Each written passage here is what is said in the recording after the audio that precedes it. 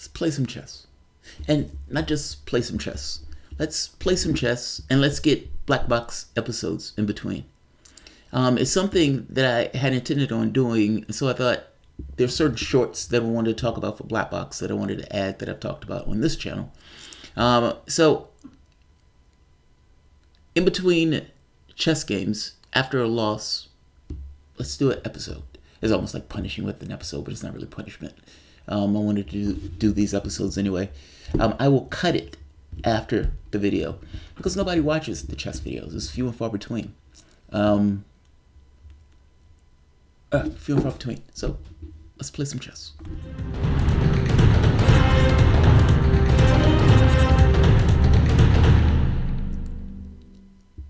So let's play some chess. As the rules, you already know the rules at this point, anybody that watches. I don't choose my opponent, so I can't just pick patsies. The computer guide chooses the opponent that it drops before me, by which we engage in gladiatorial combat. Any loss has to be analyzed. That's a big one, which is, and if I'm being honest, is part of the reason I do these videos live. I think that's it. I've had a long, productive day today, and I got to be honest, I'm dead tired. But I do want to get some games in before I turn in. My goal, of course, is to, push the rating up. I want my shark status back. All right. This mouse feels weird, and so I want to use this mouse, but this mouse is fucking up.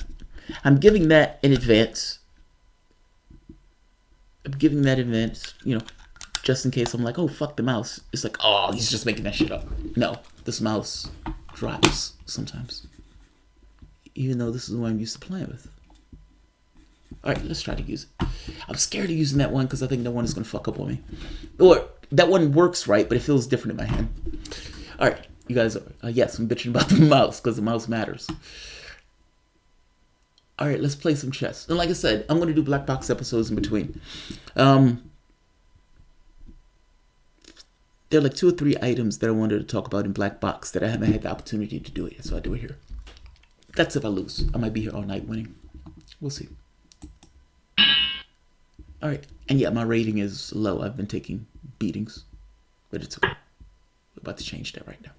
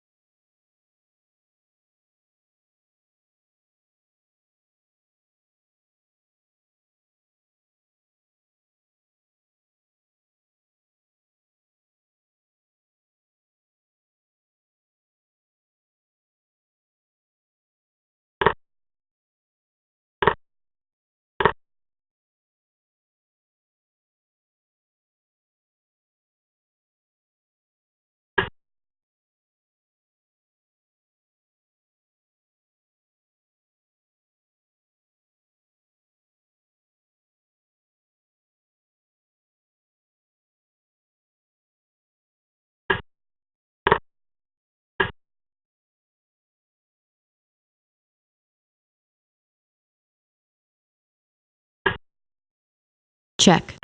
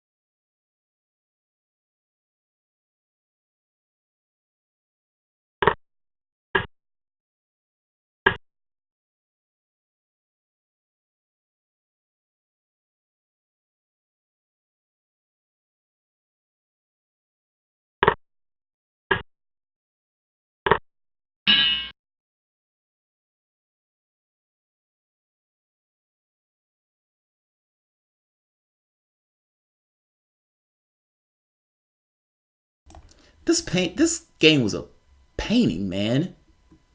It's a fucking masterpiece. Like, it wasn't so much that it was like brutal. So it wasn't like, you know, like a fist fight in an alley. It was more so like one man subduing another man with the most elegant, almost ballerina-esque moves. It's like he's punching. It's like,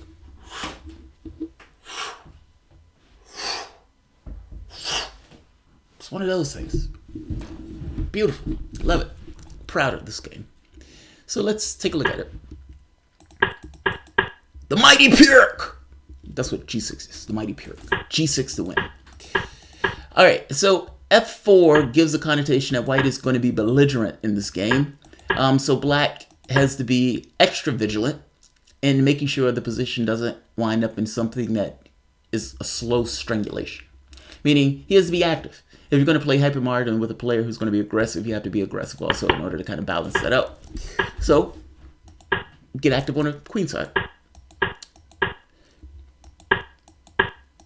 That bishop is a pain in the ass. Get rid of him. All right. Safe-ish. White has a dominating pawn center that needs to be challenged. But this is hypermodern. So, if white has a dominating pawn center, that's kind of the way the game is supposed to turn out. That's not necessarily a negative on your part. Black, for his part, has expanded on the queen side. Nothing can be done with that yet, but it's there nonetheless. This move prevents white from expanding in the center. White wants to push E5. Black does not want white to push E5 because he doesn't want the energy to be able to go down that E file. So, blockade it. All right, that's a pain in the ass. But again, I need to make sure that this pawn doesn't get to F6. That's my job. More than anything else, don't let that pawn get to F6. He opens the position. Now, here's the catch, and I missed this early on. Pawn takes, bishop takes. And oftentimes in chess, when you miss those things come back to haunt you. And it haunts me when he pushes G4, I'm sorry. Because now that doesn't work. Pawn takes, the pawn center is secure. I hope that makes sense. Like, chipping away at the pawn center is the most vital thing in the world. Not being able to take D5 allows him to secure that pawn center. All right, my thought is, all right, I need to push this up to secure this area so he can't drop this down with the f6. Keep in mind, stop f6 at all costs. All right, blockade. Now, problem. The knight is going to find a home from here to here. Got to stop that. That's pain. That's going to be a problem. And that knight is going to exert a huge amount of influence on the king side, so that needs to be stopped. All right, so I'm sacking this with the thought that if a pawn is here, the knight can't be here. Two pieces can't occupy the space at the same time. Now, yes, I'm giving up a pawn, but yes, what I'm getting in that is more important because he's going to try to strangle me. So knight no longer works because the pawn is there. Yes, it gives up a pawn. I'm okay with that. Even in this position, I'm okay with that. Attack the knight. Tempo. Pawn takes. All right. Get that king out of there. Now, the king is safer on e7, and the moment that the king gets to e7, white has no more progress. All the initiative is drained out of the position. Check. All right. He has an extra pawn here. Put pressure on it. He has to defend that. All right. That's good. Now that the momentum for white has exceeded itself, meaning stopped, I need to get my own operations. One thought was, the problem in this position is I have two pieces that are bottled up that aren't doing anything. Get those pieces active. The bishop takes part in guarding c5. The problem with pushing on the queen side had always been that the knight will take that pawn. Well, once you defend that pawn, then that's no longer an option. And not just no longer an option, when this pawn hits b4, it is going to get to b3, and there's no force on this board that can stop that pawn from getting to b3, which is going to cause complications with that bishop. The moment that it goes to b3, this bishop is going to be unleashed with all the force of Thor himself. Don't care about that. Do care about that. All right. Push. Pins the knight. That bishop has been dormant the entire game. That comes like with fucking thunderous effect. That's fine. Right there. Isn't that gorgeous? The knight and the rook are back on the original squares. It's fucking amazing. And his white bishop that has been so strong the entire game gets neutered. And not just neutered, those pawns has been there the entire game. And now those pawns come into force. With a rook giving its life at the last minute. In one of the most undignified ways. What's coming next is rook takes pawn. Eventually knight takes pawn. Bad things are about to happen. Bad things. All right, 2062. Uh-oh. It's going to take a little work.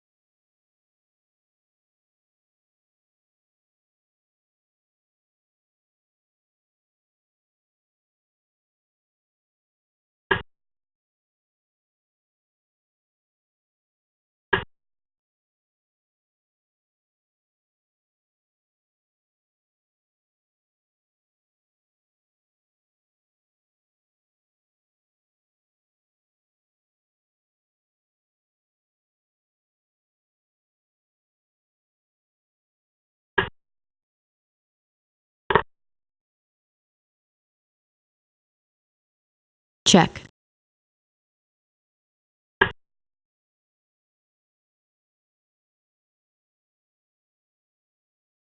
Check.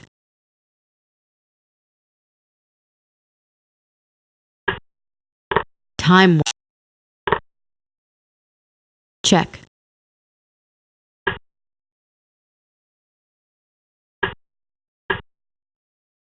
Check.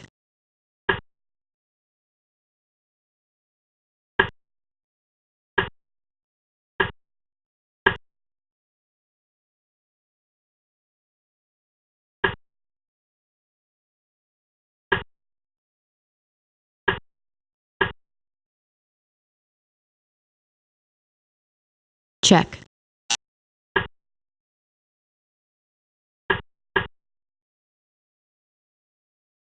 Check.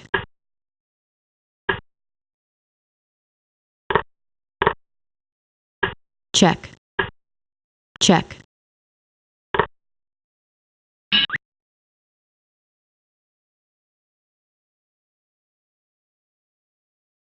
Can't believe I dropped that piece. Saw it after I did it. It was like, oh fuck, I miscounted. Or miscounted, I should say. Alright, this is fine. A little cramped, but that's fine.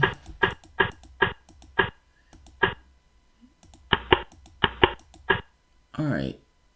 That's a bad move. Wait, I'm sorry, not a bad move. It's just, I don't like it. Now, the problem here was, it's like a pawn storm, and so black has to be active. The question is how. I wanted to take that with the knight. The knight would have been more natural, but this loses a pawn. So couldn't do that. So the bishop had to take. Alright. Now, I don't know why he just didn't do queen takes. Now, I suppose he didn't do queen takes pawn because he wanted the queen to land on g5. Alright. And I grossly misplayed this. Right there. That's a horrible move. Like, even this secures the queen. I mean, sorry, secures the bishop. Yeah, I don't like dropping pieces. Dropping pieces suck. I suppose he would go here, maybe. I mean, the queen is safe though. I mean, the biggest issue is not having the queen get caught. But that sucks. That sucks. I hate dropping pieces. Alright, let's see if there are any opportunities afterwards. Or is this just a lost game at that point? Yeah, that looks pretty bad. Also, this knight is holding on to this knight, which is the queen is attacking. The move is unnecessary. I suppose bringing the rook over. Bolster. Problem is, the knight is the only thing holding the position together. Let's see.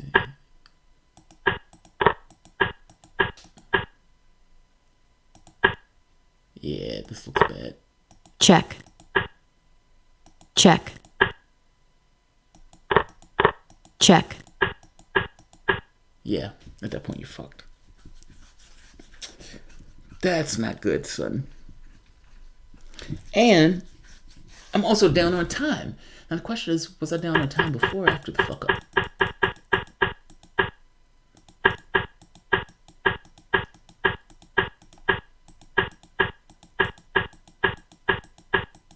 Alright. Now I was down on time before. Alright. That means I need to speed up. And not fuck up. Alright, so let's see. How do I do this? I guess suppose I have this with I don't have the right background. In fact, I don't even have the right background queued up.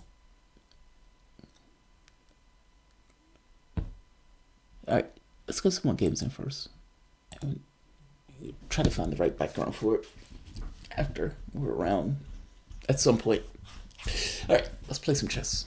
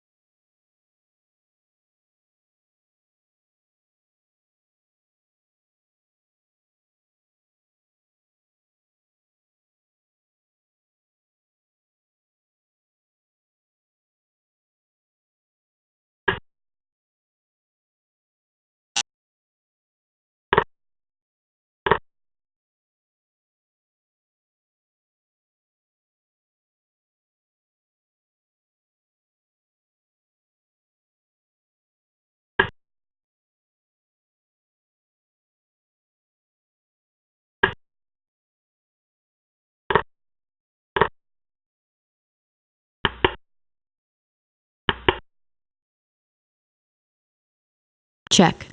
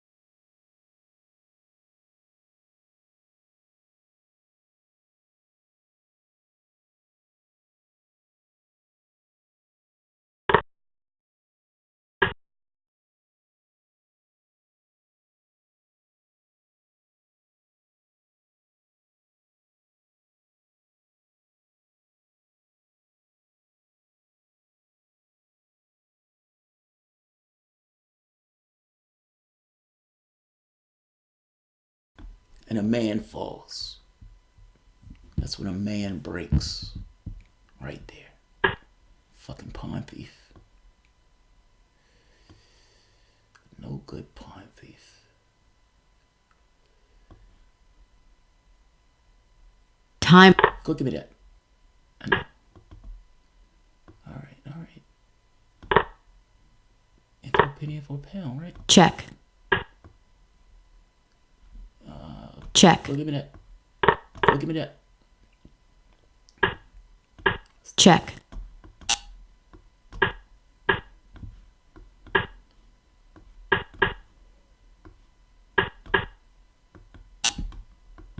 Check. Check.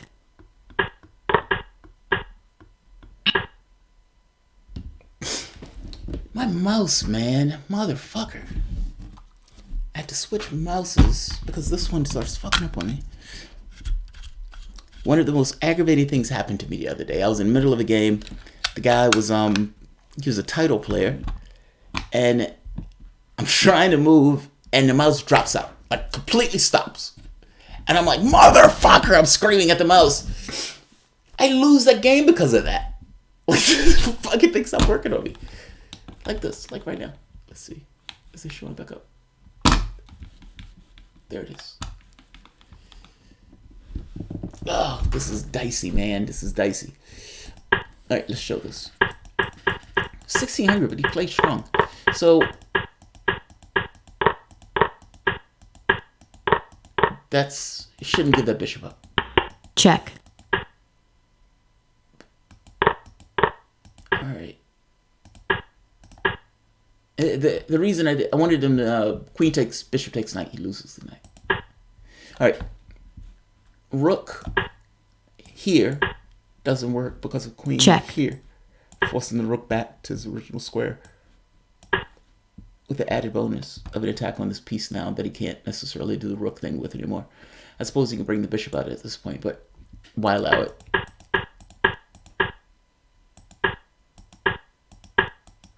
Alright, all of these attacks are rook takes, queen takes, with the added threat on the knight. That's a fuck up. That's my mouse fucking up on me. Pawn takes is what I wanted to do with the thought of a4 with the bishop here. That's what I thought, but that didn't happen that way. Alright, problem. This rook takes pawn, leaves the back rank undefended, which gets immediately exploited. Now, other threat. Rook here. Rook takes pawn doesn't really matter because he can't do anything with it. Rook here attacks the queen, which is attacking the bishop, which is defending that pawn from a checkmate.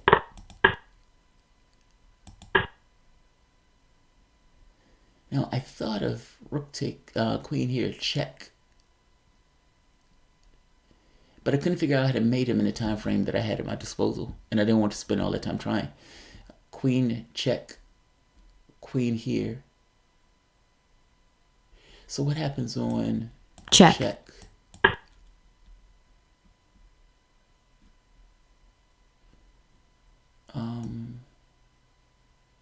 See, I don't think I have the gusto to mate him like that. Rook takes, king takes, bishop, check, queen, a king back to where it was. All right, what about this? Check. Check. Check. Check. Mate. Checkmate. But he doesn't have to do that. So it's blitz, so maybe, but he doesn't have to do that. So what if after this Check. check, Check. Check. step out?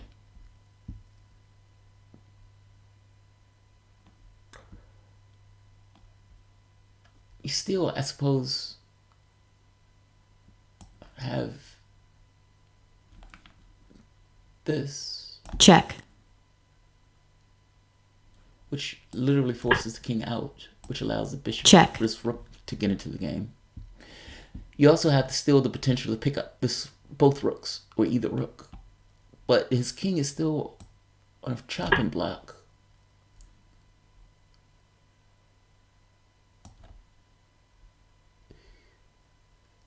check, Yeah, yeah. See, the problem is in the middle of a blitz game, you can't. It's hard to If you sit there and calculate that, you'll lose. No shit. I've sat there and calculated. You know, you get oh shit, 20 seconds left. It's you win the game. It's more important to win the game. Let's see who's here. Motherfucking mouse just dropped out on me again.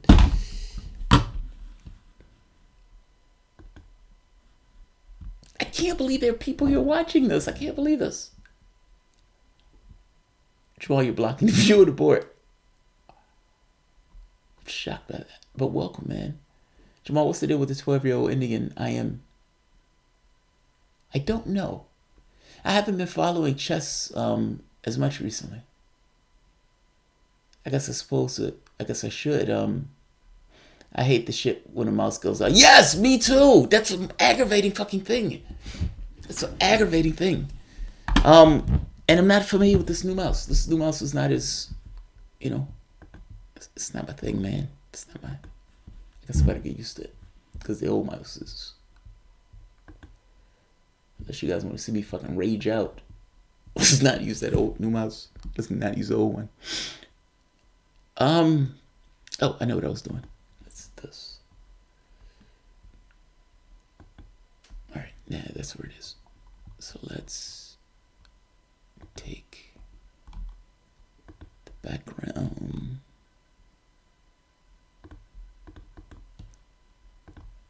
And change this. Shit, just when I was in the middle of. God damn it. Alright, who's this? Alright, time to kick some ass.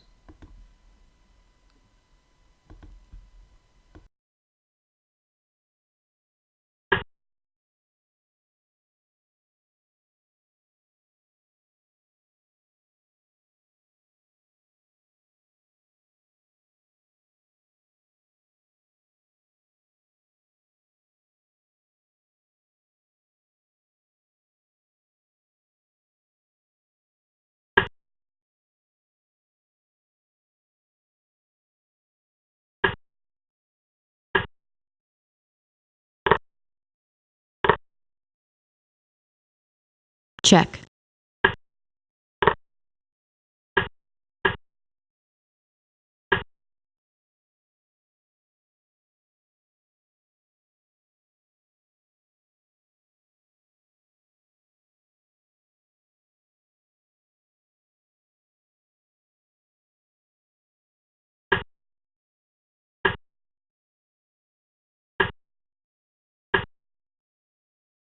check,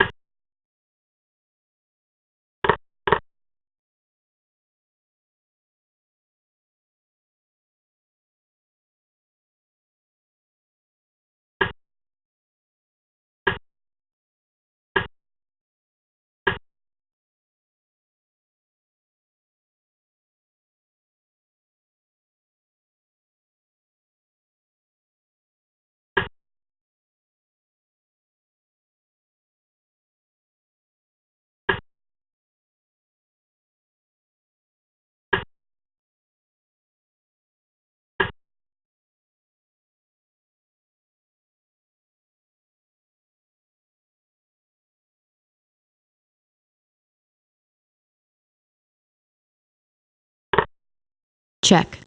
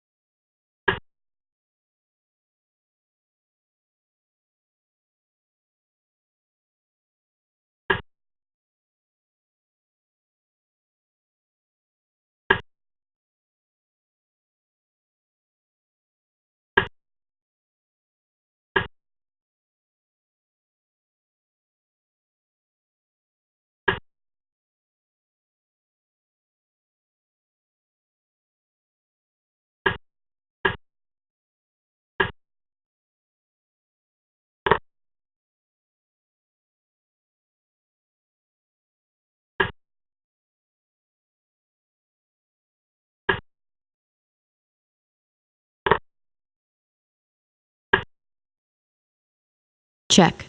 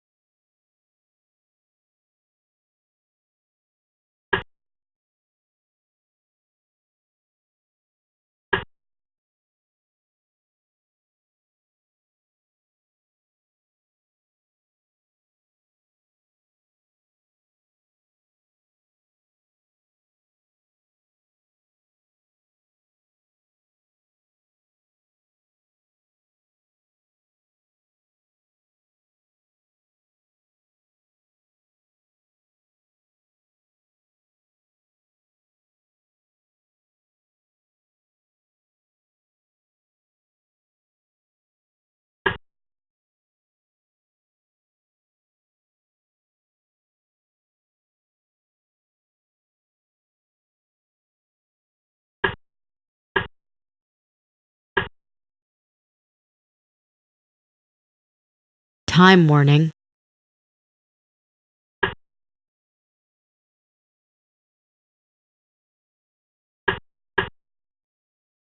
check,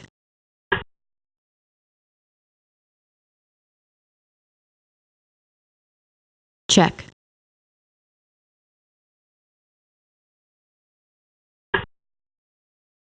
check, check, check, check, checkmate,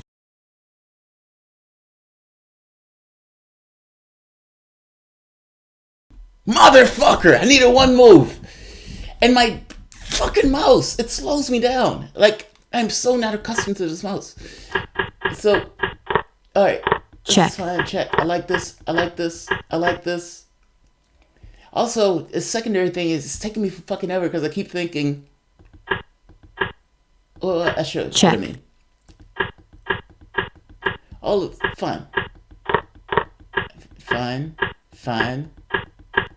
Now, this gets complicated because the queen is check, in play. But again, winning position for black, no issues. Black has no issues. And time is even.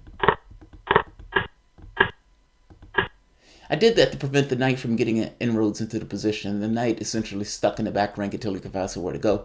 B5 prevents the knight from jumping in. And at this point, I'm like, all right, push, just march.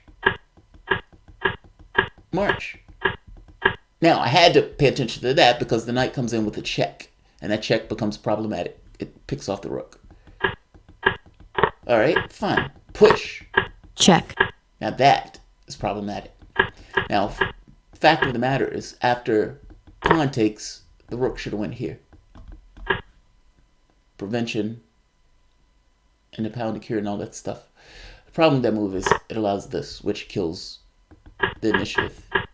I suppose at that point, then the mistake is what? I mean, I gotta respond to that, right? Unless there was another response somewhere. If so, I'm not sure what it was. Let's see. Let's. check, All right, I had to do that because otherwise I get mated. All right, push.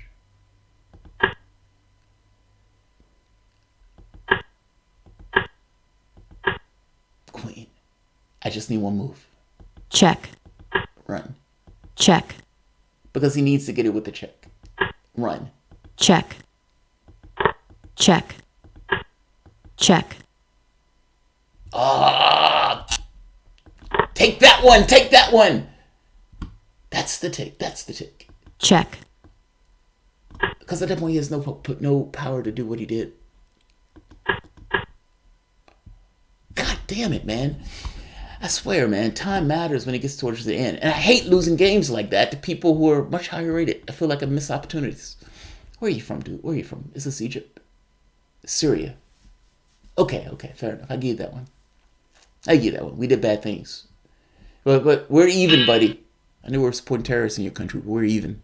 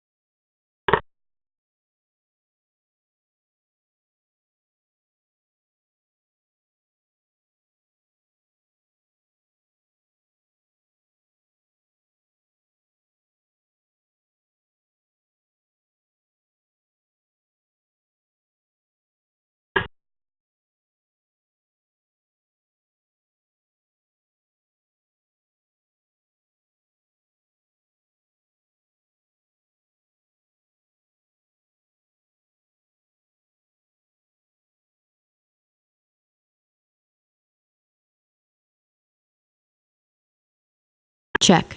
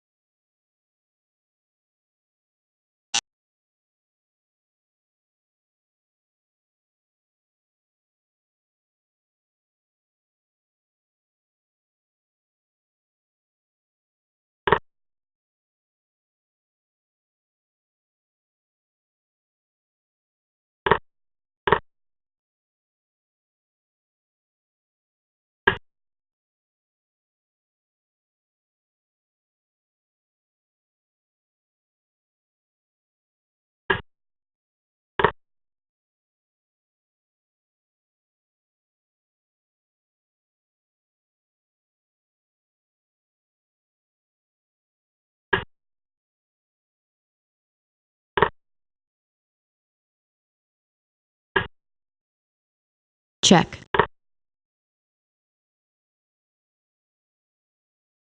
check,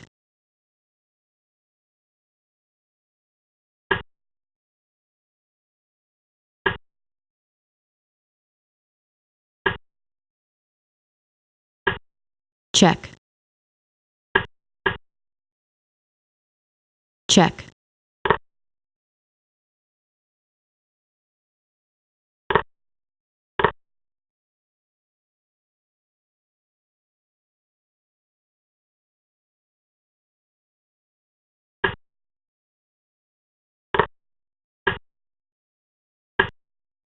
check,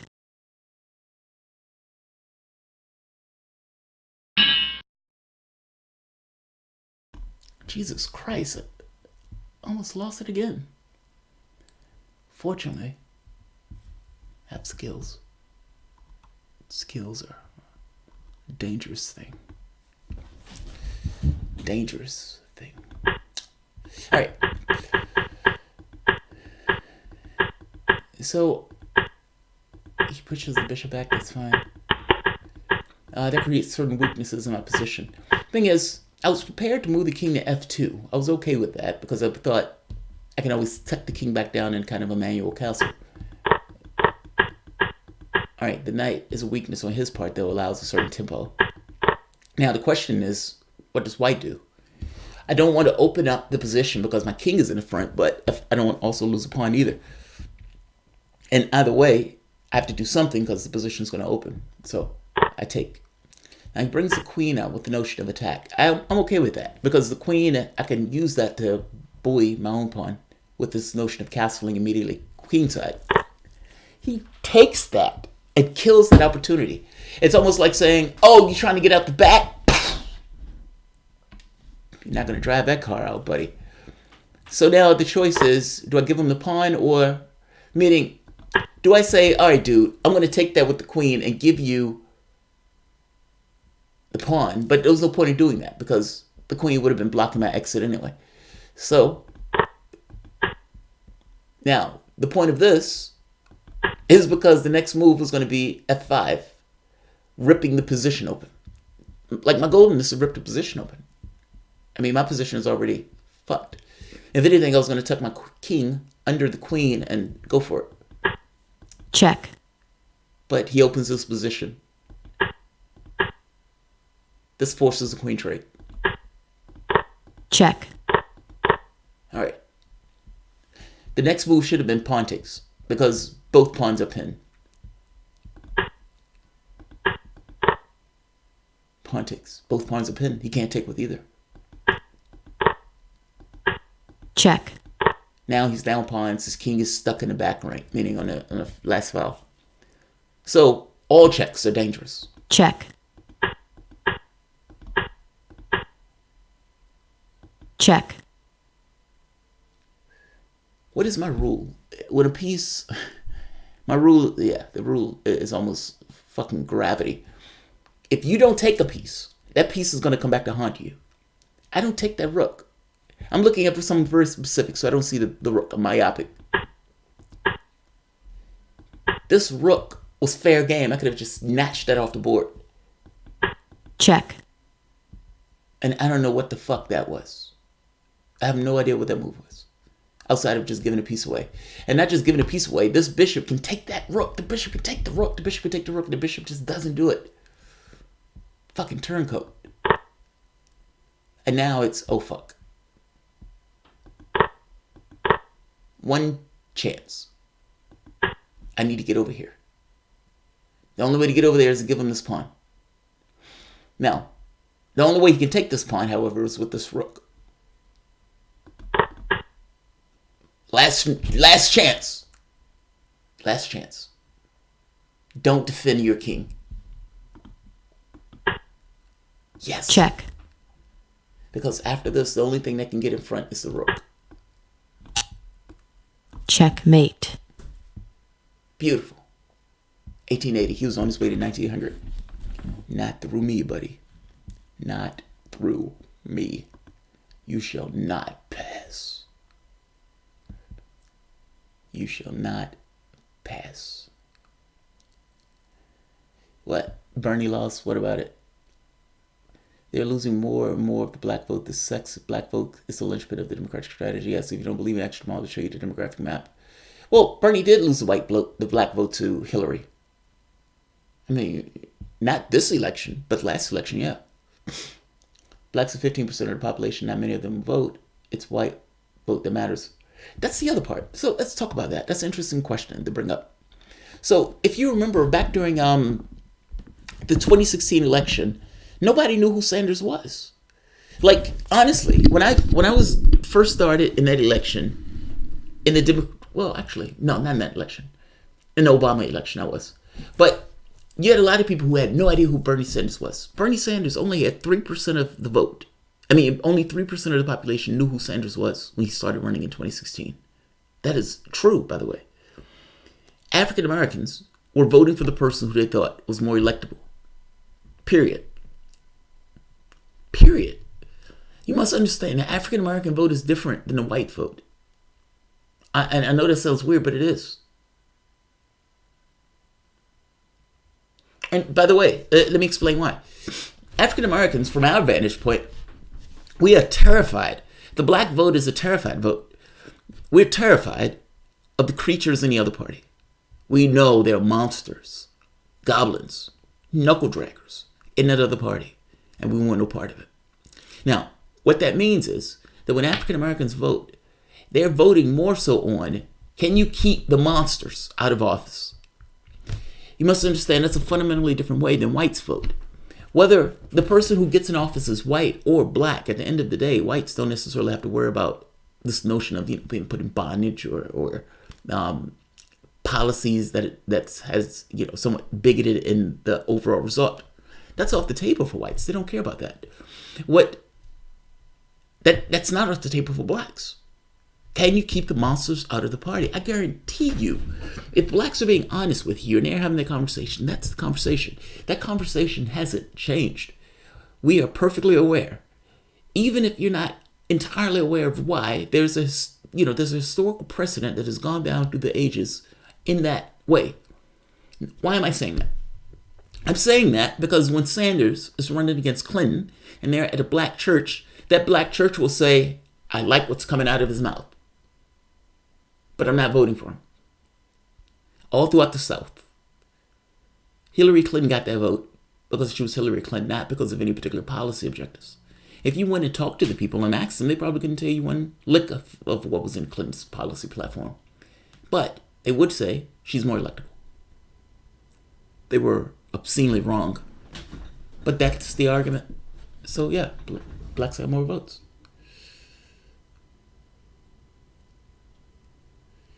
White rural voters care about economics. Ish, to a point. No, to a point, man. I'm sorry, I don't have...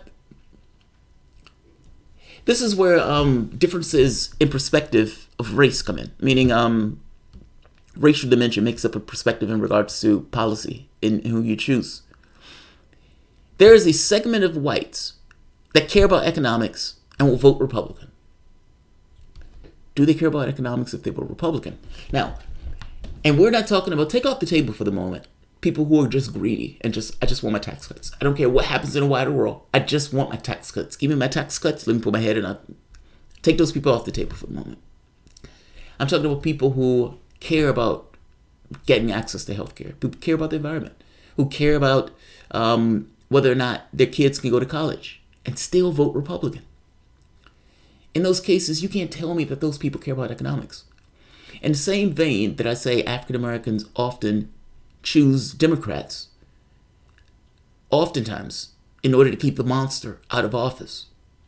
White Republicans, I'm sorry, the same thing is true in the reverse at times. And it's not so much to keep the monster out of office. It's more so, I don't want them taking my money. Don't give those darkies my money. Not saying that's all, but there's no way you can tell me that there's a faction of the Republican Party that does that, because otherwise it makes no sense. It makes no sense. Like, it's not that I think Democrats are awesome. That's not it at all. And we even take out the batch that says, look, all of these guys are the same. These guys aren't going to do anything for me. Take that batch out.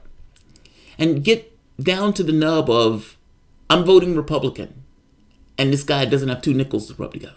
Or I'm voting Republican, this guy's sitting in an outhouse somewhere that doesn't even have a public toilet, or a toilet in his house. And it's like, what? Why? And there can never be a clear explanation as to why. So African Americans, from our vantage point, we look at this and say, the guy's voting for means that go beyond just his economic benefit, because he's not getting an economic benefit from this. I could be wrong, but that is part of our perspective. It goes both ways.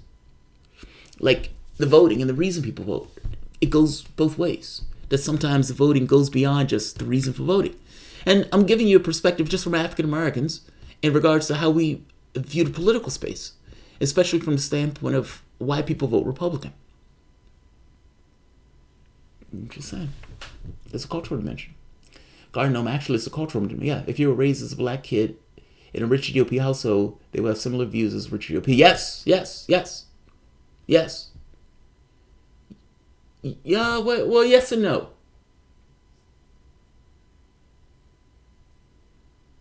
Yes and no. I mean, Garden, I agree with you. It's not a situation where this person was born and it's built into the individual. It's not that. And it's not this person is black, so this person is biologically built in this. It's not that. So I agree with you on that one. It's a cultural dimension that's associated with it. But I don't know if a kid is born in the household. Yeah, they'll pick up the attributes of the individuals in the household. That is true.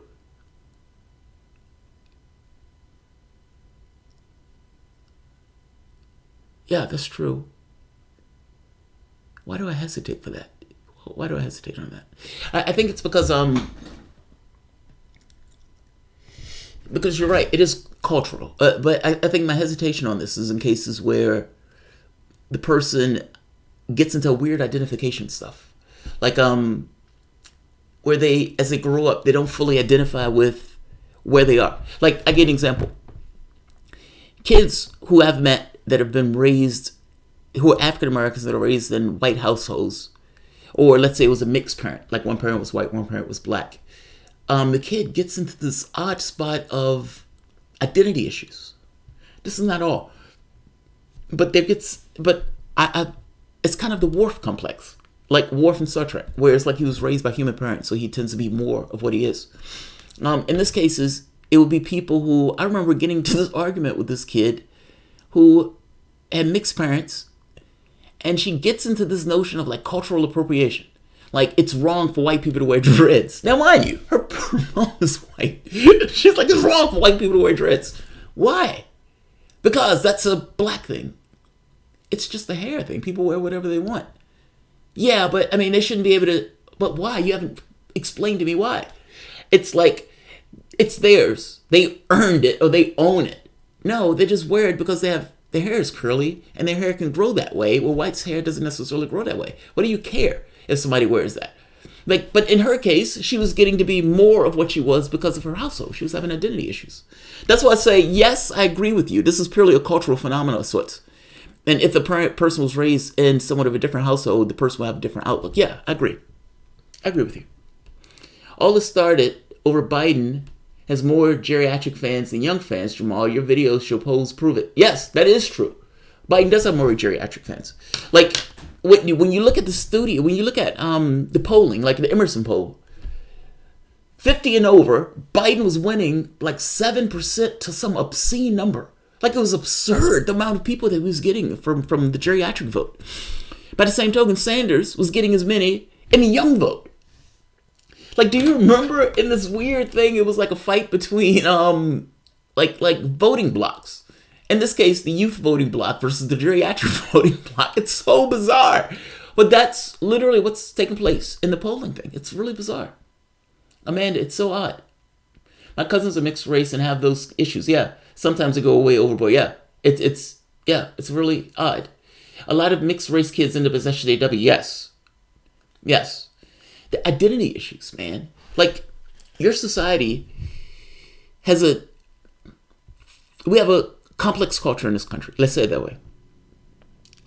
And kids who are growing up in that have to go through that. And you get into this thing of what are you? As if you need to choose anything. You're just a person. But that's not enough in our society. And to some degree, you know, the fact that it's not enough, I got into this really interesting conversation with this guy from Denmark. And he starts making this point to me because he has an idea of who I am in his head based on what he understands. And what he's saying is right. Even though at the time I don't think I fully bought it, but what he's saying is right. His argument is, look, there are things that African Americans have given to the world, especially when we're talking about jazz and that type of stuff, that hasn't been matched. And those are things that you guys need to own. And you need to own it, you know, in the same way that somebody else would own something else that their culture has done. And his point in this was, when a person can't find something to anchor themselves, they run into issues. Meaning, one of the most denigrating things that whites did to African Americans when they were coming over to the country was all images of African Americans were in secondary positions. Anybody growing up in that society would look and say, that's not a position for a Negro. Meaning, if this person was a doctor, Negroes aren't doctors. Negroes aren't this. Negroes aren't that. No Negro is ever going to be president. Because the society couldn't even conceive of such. If the only image that you had of African Americans were cleaning shoes, cleaning the house, maids, servants, sharecroppers, idiots, etc., and you have an entire culture that identifies with that stuff for 50, 60, 70 years, your society gets fucked up in regards to how it sees that particular culture and that particular race. That's not something you have to tell. That's something that they can see and internalize on their own. That's them internalizing those things on themselves, almost as a policeman on their own growth. If you don't believe me, look at Will and Grace. Look at Bill Cosby. When Bill Cosby came out with the Cosby Show, you had all of these African Americans that started applying to college. They wanted to be doctors. They wanted to be lawyers. They wanted to be like the Huxtables. Because the image that they were presenting here was this image that they latched onto and anchored themselves into of, we could do this too. There used to be situations growing up where they would say, black people don't do that. Think about that. They would say that. Black people don't do that. Black people don't go snowboarding. Black people don't go to this place. Or black people don't do this. Or black people don't do that. That's such an odd thing. What does that mean? What does that mean? An entire group of people don't do X, ergo somebody else shouldn't do it. It's bizarre, but it's the way human beings think. They look for other examples in order to anchor and define themselves. And we're not the only. Look at Will and Grace. Will and Grace comes out. The argument over gay marriage and everything else, the moment that people could see, oh wait, they're just like us. Even in fictional relationships, being able to put themselves in a third person position of they're just like us. They love their family. They have problems just like us. They have relationship problems. The problems may be different because, it is somewhat of a different arrangement in regards to how but people are people. Those things matter, man. They matter.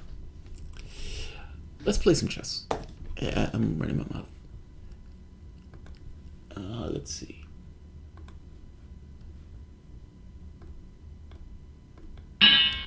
Oh, this mouse sucks.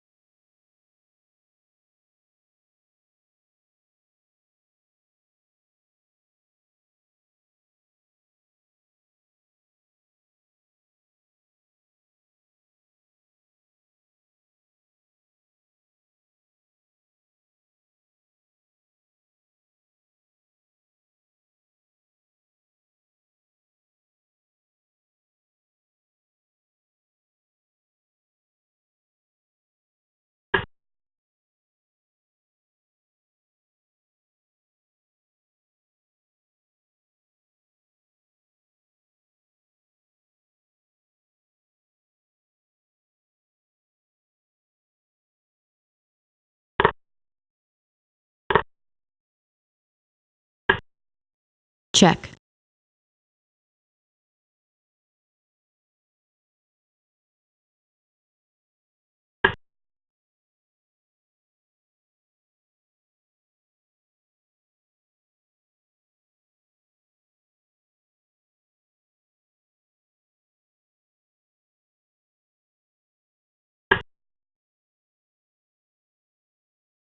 check,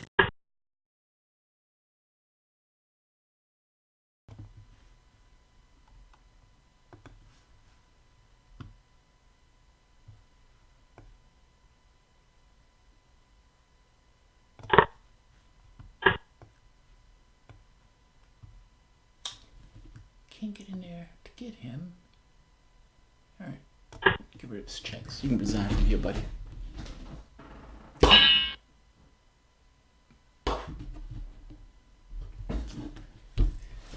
Isle of Man. Where are you from, Brazil? Yes. All right. Good try. Good try. But it was a try. It was a try. I'm gonna call you almost. Can't even call you almost. You weren't close at all. Mighty Pyrrhic, man. I know G6, man. G6 looks timid, but man, it is a weapon. It is a weapon. The hands of a man who knows how to use it. It's a weapon. Alright. This looks airy, meaning position looks airy. But I got rid of this dark square bishop is what I wanted to do. And I'm about to castle within the move or two. Alright. I'm okay with this. I like this position. And that's why. I'm going to expand. Now, I didn't want to get rid of all the rooks. Here's a catch. Let's talk philosophy a little bit. To some degree, of chess philosophy. There are no win situations. There are no magical doors. Meaning, there are some situations that, based on what your opponent does, you have no other choice but to let it all go to hell. This kind of mutually assured destruction. Your agency is always constrained by somebody else's and what takes place in the wider world. It means that you may be in control of what you do, but what you do to some degree is also going to be controlled by what the other person does. There's never going to be a situation where you're working mutually exclusive with everybody else's working in your system. Now, chess is slightly different only because there's a very specific objective, but oftentimes in our politics, in our capitalistic system, the objectives are the same. Win. Win at all costs. Win. If you're a billionaire, nobody cares about how you got the money. Just win. You do what you have to do to win. But there are some situations that are mutually assured destruction. The person does something, I have no choice but to respond in kind, because if I don't, it allows somebody to run the board.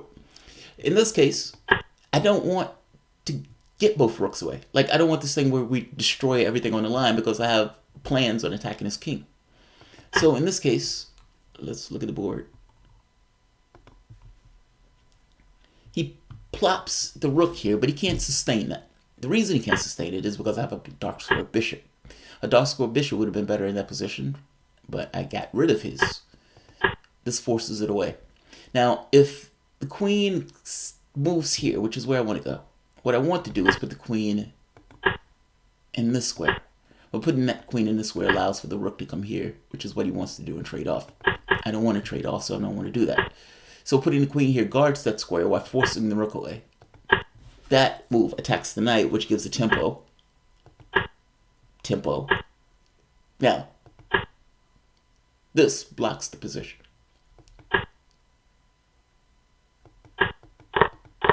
Alright. Now, either bishop takes knight or pawn push, because I don't have enough to defend the pawn. Meaning the pawn has to do something as to move. Alright. I have a trick here. And I saw this trick, I think, starting about here. Which means, my idea is he going to be a pawn thief? Like, is he, like from this pawn, like, is he going to be a pawn thief? Is he going to do that? Is he going to really take it? And I suspect he did. check, Right?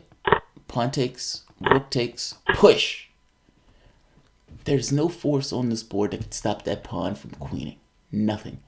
I could get up, leave, get a hamburger. I can let him sit there for hours. I can put 1,000 minutes on his clock. In fact, I would give him 1,000 minutes from this position. Nothing can stop that pawn. The moment that I offered him this rook, he should have asked, well, wait a minute. Is he offering me this rook? Is this a Faustian bargain? Yes, it's a Faustian bargain. Nothing can stop that pawn. Check. I don't want to fight, bro. I don't want to fight. I just want to get my queen. Check. The next move is going to be, it's going to hurt. The next move is going to hurt. Beautiful. And even play with a fucked up mouse. Awesome. Awesome, awesome, awesome. 21-13, boiling frog, all right.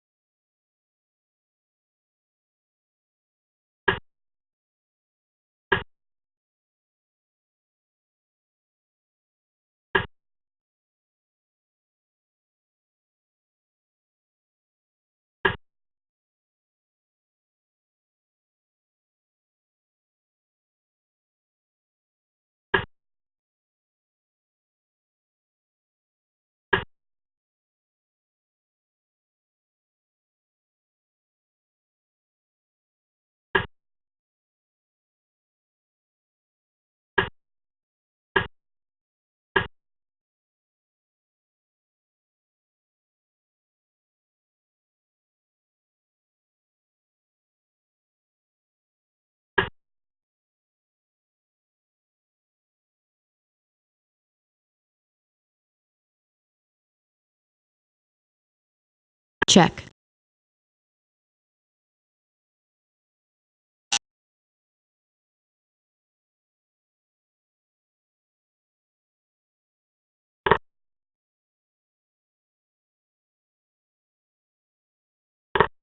Check.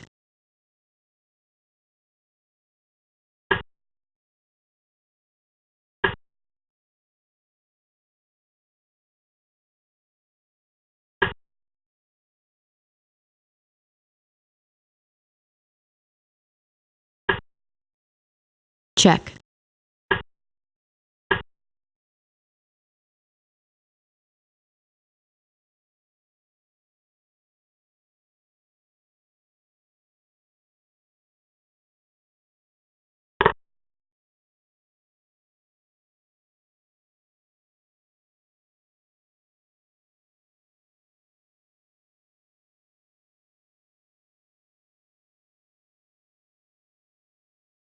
check, check,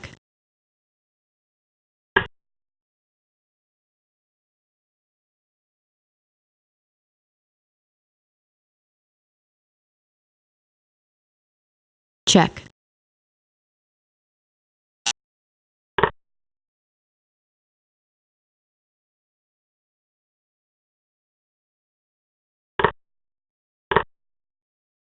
check,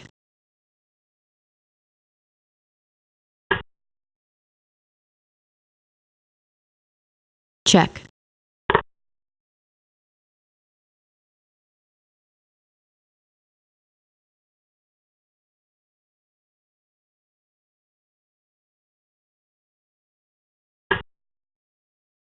check,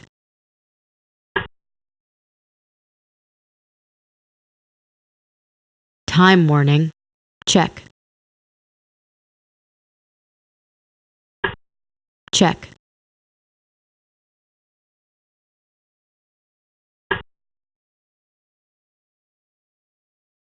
check,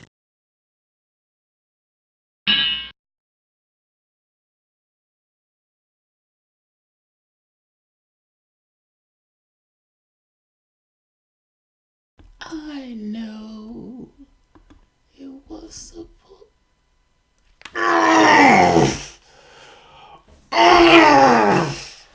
Observe my massive back.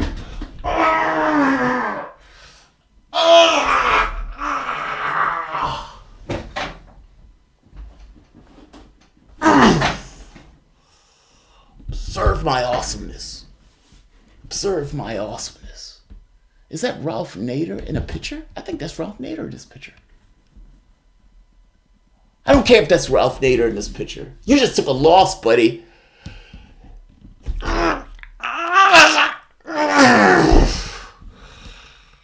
Oh, my muscles. Hurts me to walk around with these muscles. God, that's an amazing game. I know you guys were probably doubtful when I was losing pieces. Here's the thing. Pieces are a tool. They don't have any value. No points at all. Zero. There is no God that appointed pieces values.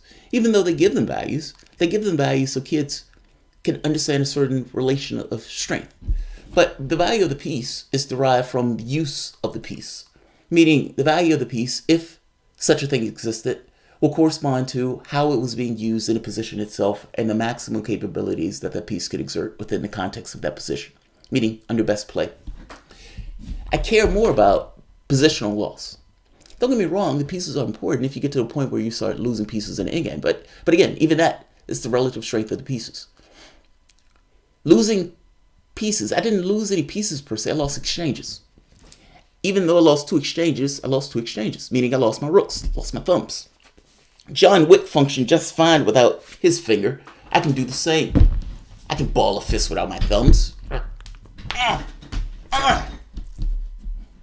Boiling Frog just learned that. Why did he resign? Because the very next move was bishop, queen check, and he would have had the indignity of being mated. Just face down, ass up, mated. Ah! Fucking epic. Look at this. This game is fucking awesome. Fucking firefight. Alright. King's Indian attack. That's the weapon I decided to use on this one. He's right away breaking up my queen side. Now, to be fair, this was a fuck up. That was a bad move. I can't just... If I take that, knight comes in. I need to get something out of it. And that's when I lose my first exchange, because that was another fuck up. So my thought was, all right, I could push to the knight. But then I realized at the last moment, fuck, I can't move the rook because the knight is going to come in with a taking exchange away. Meaning, whatever I do, that knight gets the exchange. So I would rather take that knight with the tempo as opposed to not. So, fine. All right, another problem. That knight is a pain in my ass. And that knight just took another exchange. Now, at this point, 18 moves in and I lost both exchanges. Most people would find problems with this, especially playing somebody who's, 300 points more than them? Not this guy. This guy looked at this and says, all right, time to knuckle up and play some chess. The first thing I looked at is, what do I have at my disposal? So, rooks are awesome with open ranks. They're not so good when the ranks are not open. The pieces are, meaning for a time period, as long as those rooks are out of the game, my pieces will take activity. I hope that makes sense. Think of it this way. Rooks are awesome when they have open files, when they can exert their force along the sides of the board. But the problem is he's given up two main pieces right now for my two rooks. Well, my two rooks would have been out of the game just like his rooks are out of the game. So ultimately you have just basic pieces playing, which in an odd way, you can say he's two pieces down until those rooks can get active. I hope that makes sense. It's like, yes, he has exchange up for both pieces, but those are pieces that you need in the middle game, whereas the rooks play more so in the end game. That's not an absolute, but that is some rule of thumb. And in this case, he has an awesome position, and he's trying to exchange queens. So that's the other thing. He's like, all right, I need to get these queens off the board. I have an exchange up, two exchanges up. I need to get the queens off the board. Now, I say, fuck that. We're not getting these queens off the board, because if I get the queen off the board, I lose my attacking chances. So, the goal, keep the queens on the board, try to get an attack on the king. His goal, get those queens off the board at all stops. All right, I'm trying to maneuver my knights to get a position on the king. And he's doing this plan, just trying to get my queen. My queen is moving like nobody's business. Now, he can't drop his queen here because the bishop is holding that square. Now, I need leeway because I need this queen to get up here so she can get involved in an attack. So I need to push him out the way without having my king get trapped. Check. All right, the attack begins. He doesn't take my knight. I don't want your knight, dog. All right, fine. You're going to take my goddamn knight. Check. All right. Attack on the king directly. Attack on that rook. Check. Now, I know for a fact that he can't get me over here because the bishop is holding. I'm taking the rook. I'm taking the rook because I don't think he can get me. Check. And the king runs. Check. No, buddy. Now, you have fixing to do. How does he fix that? Keep in mind, the rook was up there before. How does he fix that? Check. Nope, that don't do it.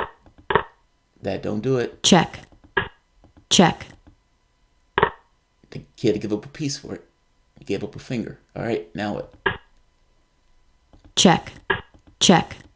Check. Check. Ouch! And that's where man breaks. 21-13. How does that feel? How does that feel? It's just standing here and this guy just drop kicked me in the back. I was just thinking of how rich I was while I'm watching a jump rope match in South Africa. And what the fuck? Somebody just kicked me in the back. Just standing here. I wasn't bothering anybody. I wasn't bothering anybody at all.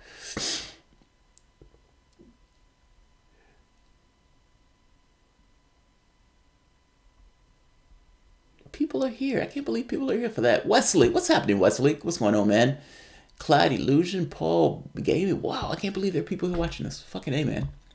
Well, it's a coffee shop. Y'all talk about whatever y'all want. Let's play some chess. Kaboom, kaboom, kaboom. All right, let's see what kaboom has.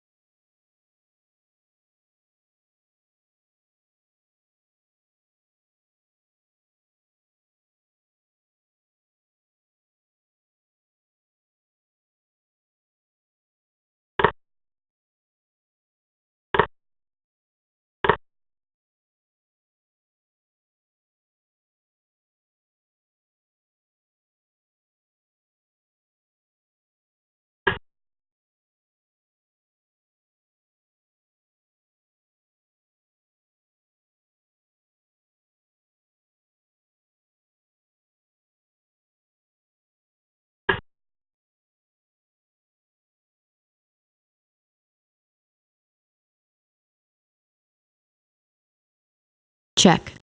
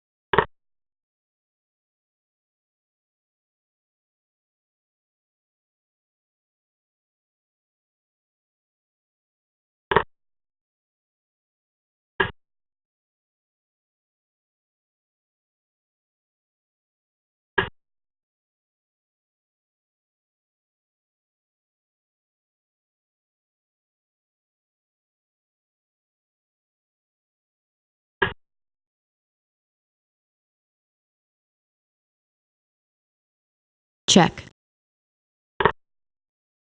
check,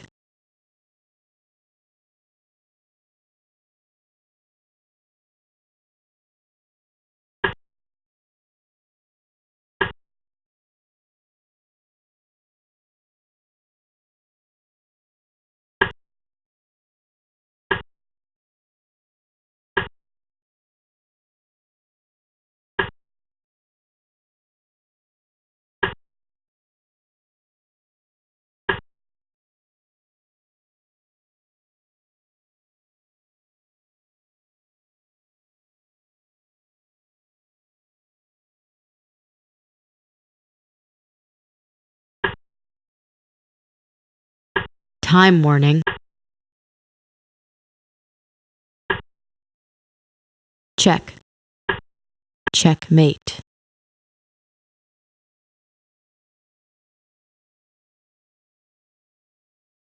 No, sucker. I don't want you to lose on time. I want to win this game. I want to make this mofo. Queen was like, I'm by herself. Queen was like, I love that. I love that. Queen is by herself. I don't need any help. I don't need any help. I'll do it alone. I'll do it alone. Fuck, I don't know where. I'll do it alone. I love that. Let's take a look at this, because his own pieces aided in the checkmate. The king is like trying to run to get out the room. Do you remember that scene in The Sopranos? I think it was the last episode on one of the scenes where the guy was getting popped. The cops show up and they're like in the snow and the guy's running away. Tony runs in one direction and the guy runs in another direction, gets caught by the cops. He's like trying to run in the snow and whatnot. It's the funniest shit ever. That's what this guy was. It's like a mob hit. The guy gets caught by the cops running from the snow. All right, Kaboom played well. See, F4, F5 is dicey, man. And I always think when a person plays that, it is my responsibility to punish them for playing that. Meaning, play assertively. So, knight takes, bishop takes, rook takes, and then immediately there's a problem. How do you deal with that move? How do you deal with that? That becomes a difficult thing to deal with. Right? Am I wrong? Because the problem here is queen check, creating weaknesses in the king side. Now, this is an interesting resource. Because the knight is out here, the queen has another way to attack, meaning to balance off the equation. If the knight wasn't there, that wouldn't work. Meaning, if this knight was here, then I just lose a knight. I hope that makes sense. Like, cause say for instance, because after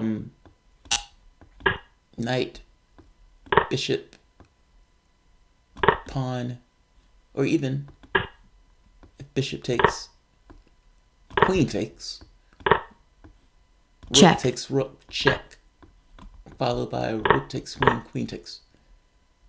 White's down a piece. Now, what changes is the knight is on a5. So now, instead of that whole thing taking place, the queen goes here. On rook takes, queen takes. Equation is balanced. And I'm okay with this. Because I'm going to be able to castle queenside. And I'm going to exploit the fact that none of his pieces are there. I get to it first. Check. I mean, this is fucking horrendous. He spends like 6 moves just trying to get his king out of the way. Alright. I don't want to trade. Check. Check. Now see, I was like pissed at myself for allowing this. Because what he should have did was after check. Bishop takes Check.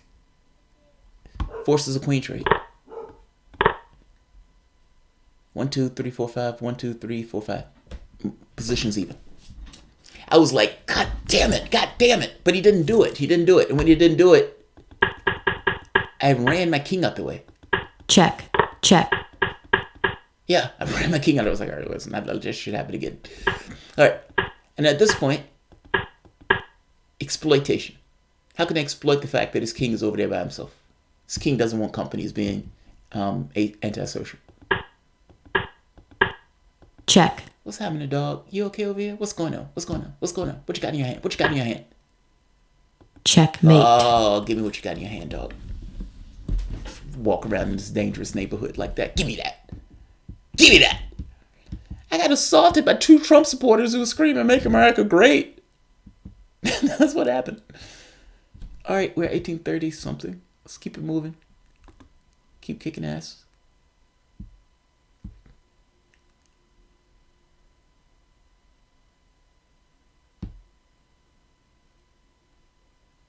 We can't control representative government until we leverage our labor and capital. Yeah, Gardner Grant. I agree with you on that one too. China is an interesting example, right? Because China has a capitalist class, but it also has communists that's running the capitalist class, meaning they have tight restraints on what takes place within the society itself. Here's the catch. In a world where you can't necessarily believe what's coming up, meaning politicians use all of this capital in order to put money in elections and everything else, how do you have, let's say, a communist system or even a socialist system in a world with capitalists? That's an interesting fucking question. And I know you may say, dude, what the hell are you talking about?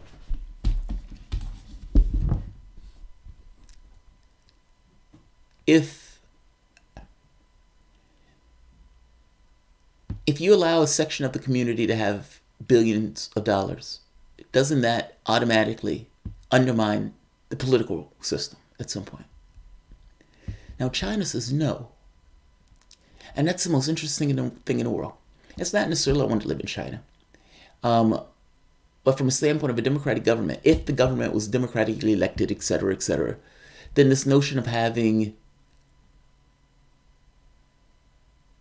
Question is, how do you do that? How do you do that without people with means influencing the people without pulling over the political branch to themselves? There needs to be a philosophical change in the way we go about our affairs. And that's not policy. That's philosophical basis that we organize ourselves. Like, even in a capitalist system, what I never understand is why workers take the position that they take. In order for that guy to become a billionaire, he requires people to work under him. And I know even with the cases of money being inherited, they still at some point had somebody working under them. Either they murdered a bunch of people or whatever, but either they had somebody working under them that was allowing them to make that labor and that money. The worker never looks at this position and says, well, look, you can't be a billionaire without me. And so there are going to be certain things that I require before you're ever a billionaire. That never comes up. I find that to be the weirdest thing in the world. This is why I say voting for Republicans is weird, even voting for Democrats in this case. I don't understand why workers don't look at this and say, you get no work without certain advantages in a society. And that perspective is not held by everybody that's part of the 99% should have a perspective in that way. Whatever other political ideas you have, there should at very least be a political understanding of the people in the society that makes the society go, that keep on the lights, that keep the streets clean, that makes the streets, that writes the software programs. Those people are integral to the fact of our society. And as such, understanding such, there's certain things we don't accept. There's a bar, there's a base level. We don't do that. I don't understand why. Let's play some more chess. Yeah, let's play some more chess.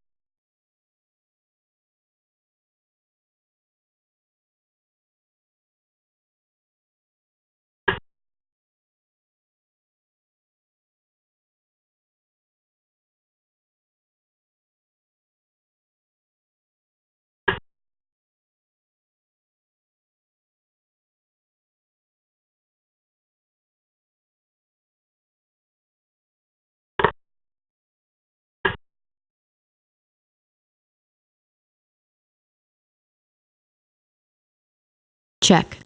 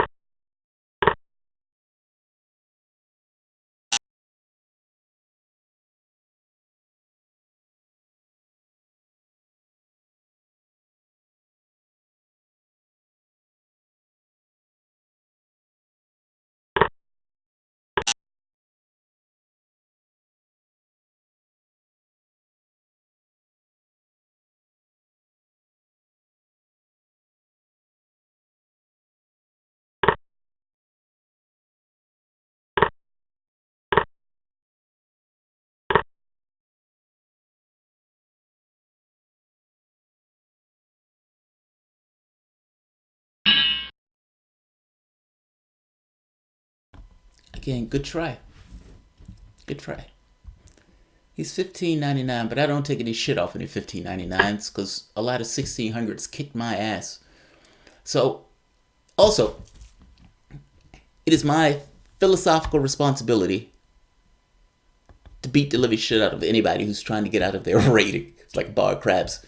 My objective in this is to keep him out of that. Now, the reason for this is because when I play somebody that's like, I'm like at that level about ready to cross over, it's far more gratifying, satisfying when they put somebody up who's like 2100 and he gets crushed.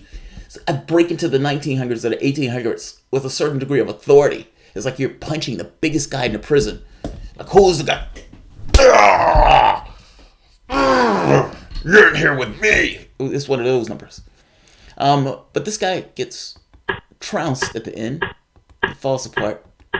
The pressure gets too much for him. Rui Lopez. It's a brutal lover, man. Alright. Alright, all of this is fine. No issue, no issue.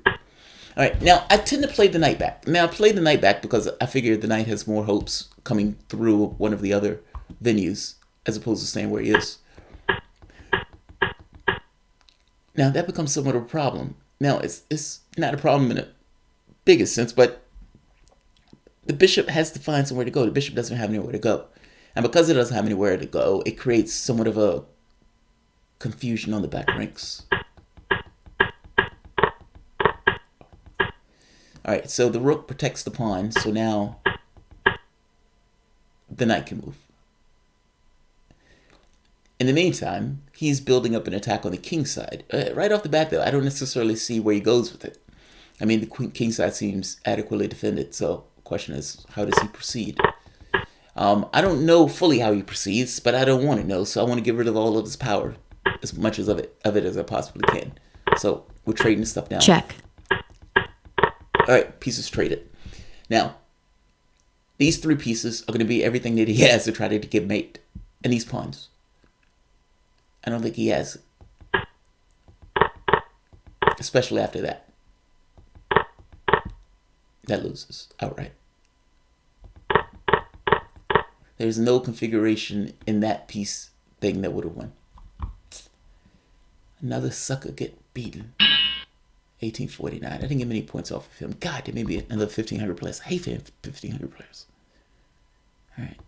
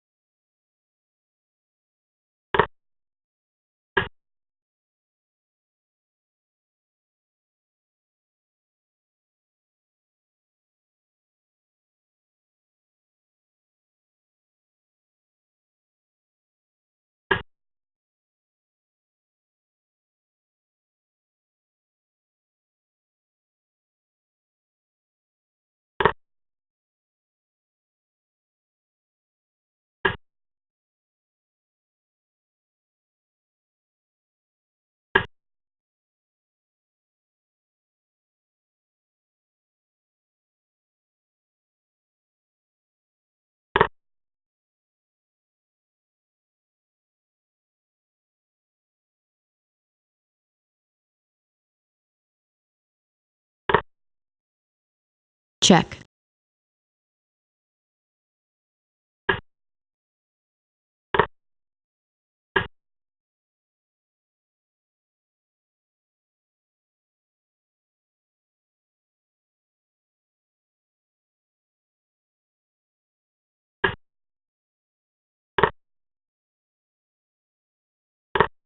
check, check, check,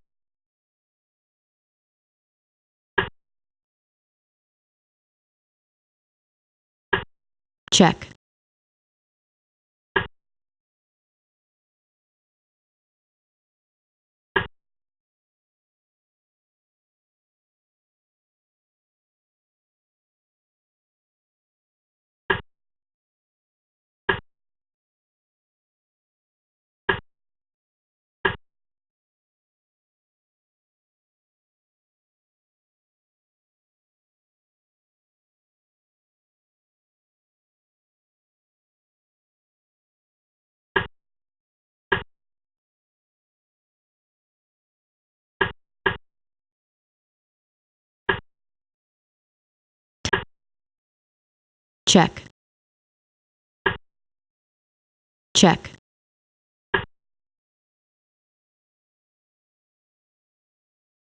check,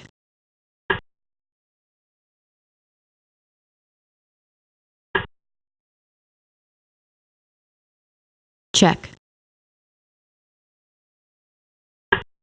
check,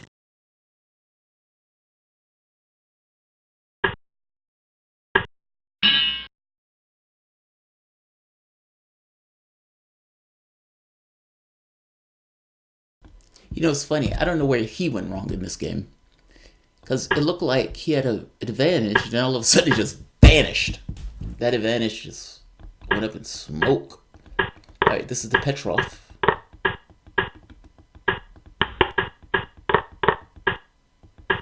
Alright, I was thinking about castling queenside, but I thought that was unsafe, so I wanted to castle kingside. I wanted bishop takes with the rook coming out screaming. This move was a pain in my ass. Because after he did this, I was like, fuck, he's going to break up my queenside. And that's exactly what he did. Now, this I was okay with because it looks like white has a dominant pawn center. Now, the problem is, I end up losing a piece in this. I was being too cute. My initial thought was this, because I like the idea of breaking this open. But my thought was, well, I also want to be able to keep this attack on this pawn. Meaning I want to be able to do pawn takes pawn with the thought of breaking his king side up. And also getting the rook out. At which point, this move happened. This move loses a piece outright. Check. By the same token, I get an attack. And the move that I wanted, I get even though I had to pay a lot for it. Check. He gives the piece back. Check. He gives the piece back with under attack, you know, and losing his bits. Check. And at this point, this game is over. too many pawns to keep up check, with.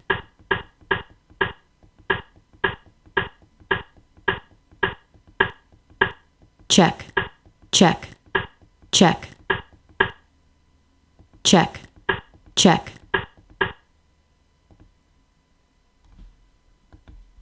check, check, Now what? Now what? Now what? That's what. And this king is barred from activities on this side of the board. The best he can do is be a ghost. check,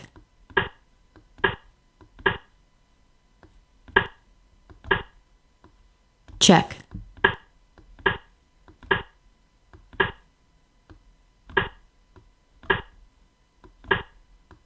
checkmate, That's exactly what would have happened. That's exactly verbatim what would have happened.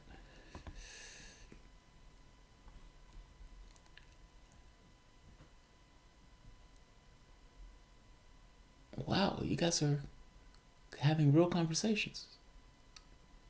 Fucking A. Yeah, he blew it. Yeah, he did blow it.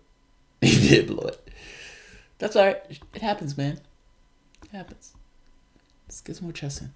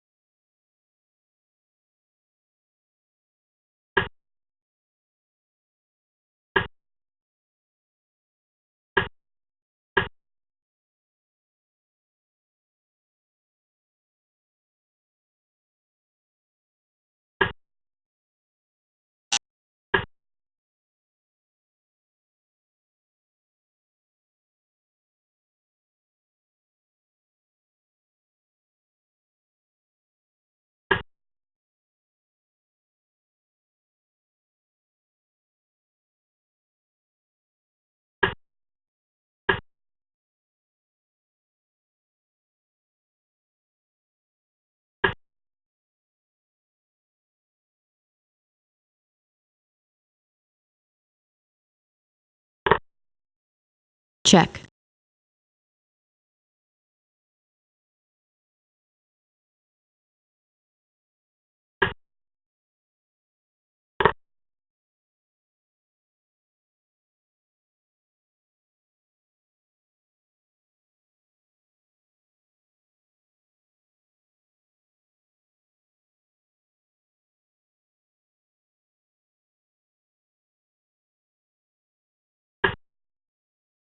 check,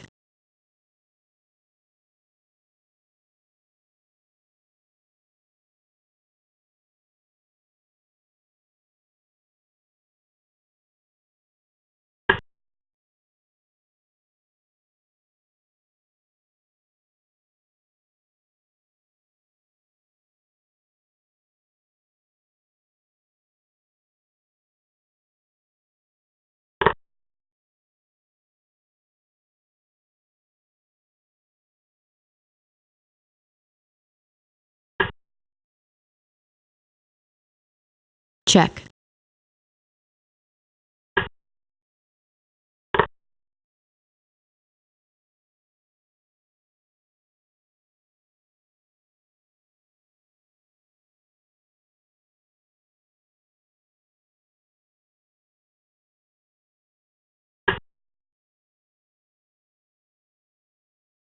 check,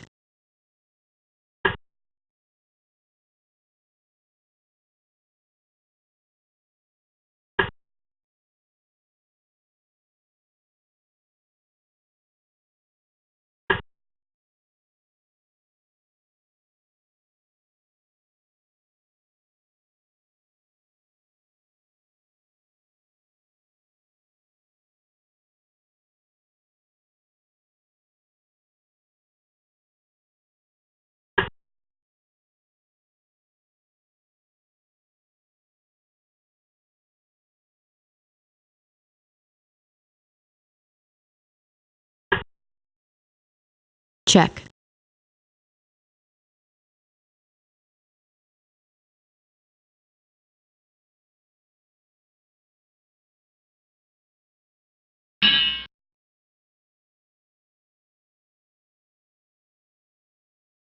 That's a rear naked choke, boy.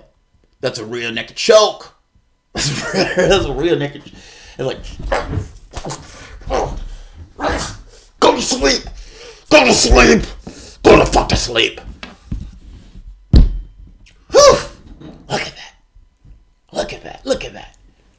1877. Went through him like he was Swiss cheese. Look at that. That's a weird naked choke, boy. That's what that is. And it starts so quietly. that's the part that's always amazing to me. I think it's because I'm playing. When I first started playing chess, I used to be a passive player. Now, and what I mean by passive, I used to be more. I was really good at seeing far into the position, and so I was good at setting traps within the context of the position. I met a guy named Ted Andrews, and when I met Ted had a lower rating than me, but Ted was better than me. And I couldn't figure out why, but Ted was more aggressive. And I realized he was so aggressive, especially when you're playing blitz, you don't have time to do that. And so the aggressiveness used to pay off. Somewhere along the way, I started appropriating Ted's style, I guess because we played so often. And I started to get very aggressive, uber aggressive, hyper aggressive.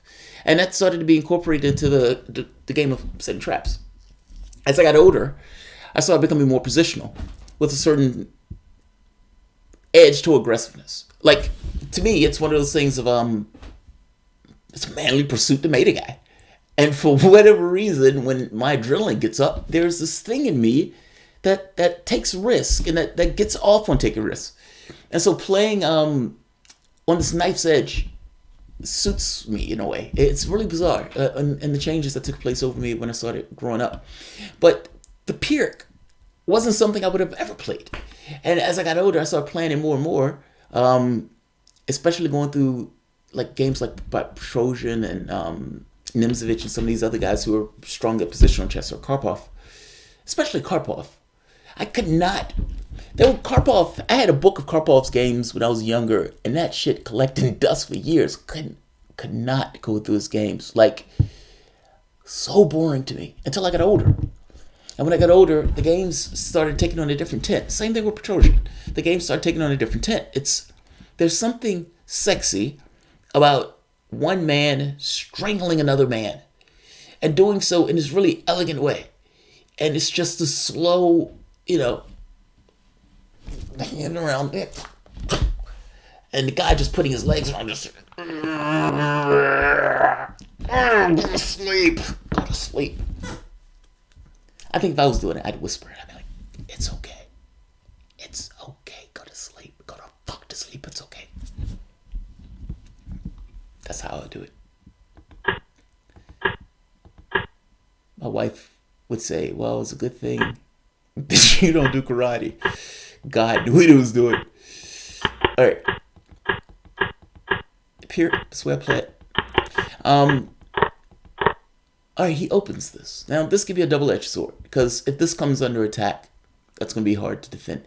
It's not hard to defend while it's right here, but the moment that this thing tries to move, or white gets his pieces organized, that can be a problem.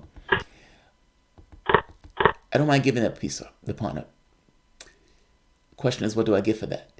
And that's a good question. I get this bishop out, for one, because that pawn can get cluttered with the knight there.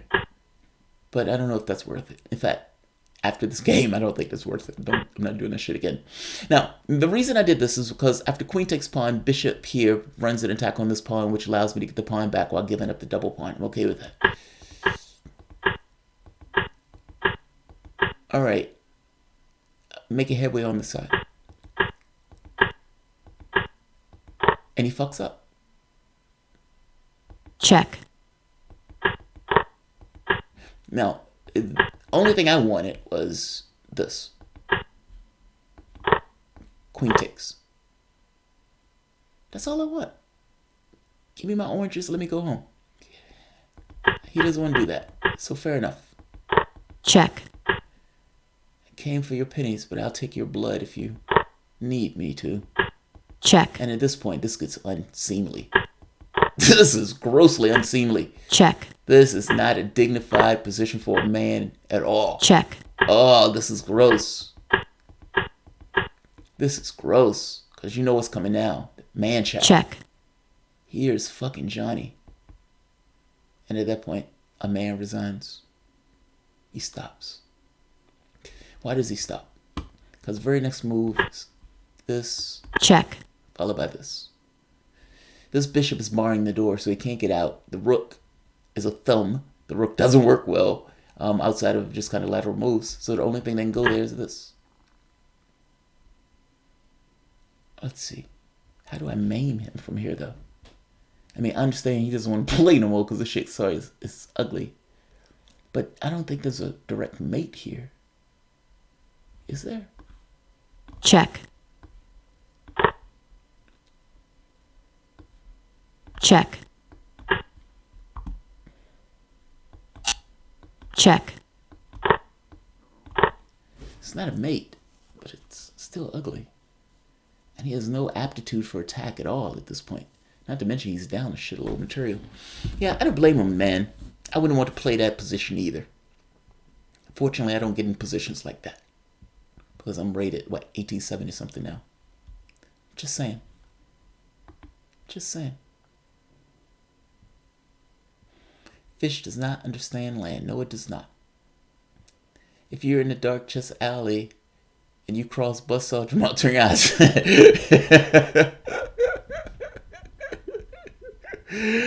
Turn your eyes and walk the other direction. I've thrown out a challenge to pretty much any YouTube channel that wants to come onto the soapbox and challenge the soapbox. We can have a battle of the channels. They will lose. They will lose. Whatever my rating is here, it will swell to 1,000, fucking infinity, if I need to defend this channel's honor. And I will do such a thing. I will do such a thing. The subscriber is right. If you see me in the alley and I have a chessboard, bow your head. Bow your head and walk in the other direction. Don't let me catch you. Just saying. Just saying.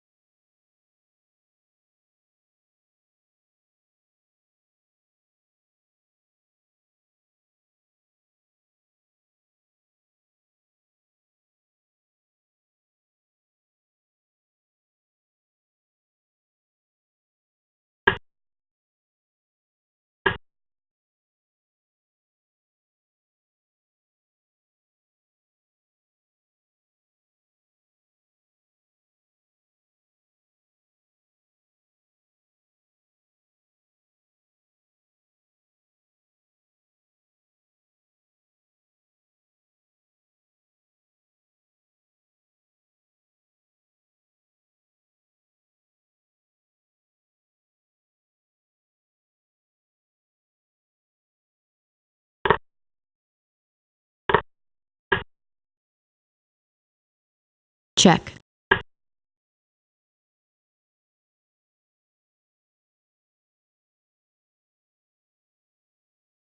check,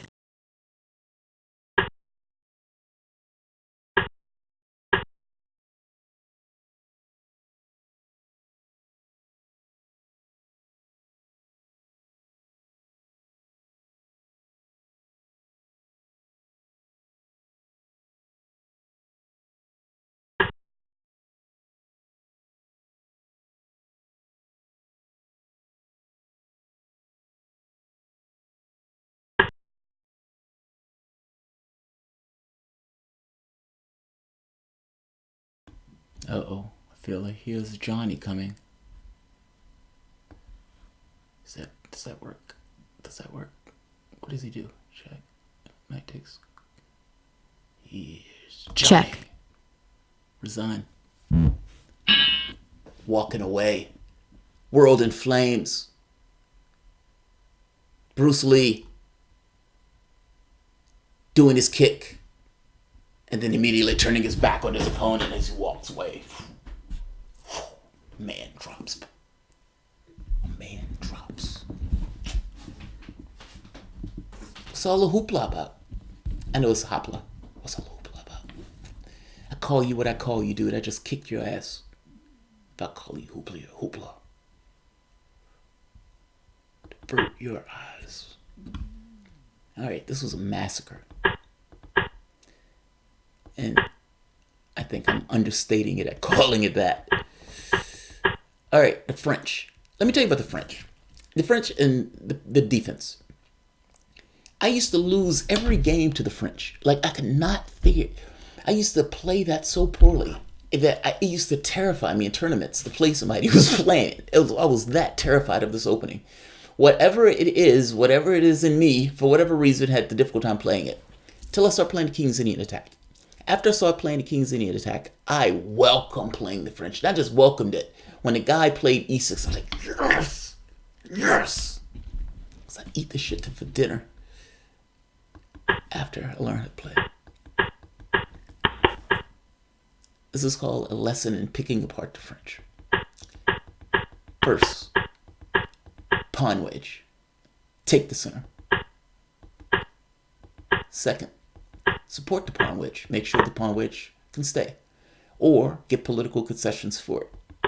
In this case, e6 is a political concession. That pawn is extraordinarily weak. But we gotta act fast. There's going to be a break point that takes place on the king side. In this case, there is no good answer for the coming g5. And he chooses the worst out of many bad answers. Now, the rook has to abandon e6. It does so in the worst way. Like, yeah, because you can put anything else loses the rook. check, Check. check, That pawn spike seals his fate. The king can't get out. The knight has to come in order to protect the king. The very next move, however, the problem here is that the bishop is going to move with force. Once the bishop takes that pawn, the only thing defending that pawn is the knight, meaning he has to find something else to defend that pawn. Maybe this, but after this, check, you're back in the same. Well, actually, you're not back in the same spot. You're not back in the same spot. He didn't do that. Yeah, that's the worst possible move in the game. He would have needed to defend the square, and he probably just didn't see it. He just didn't see it coming. And in some way, an odd way,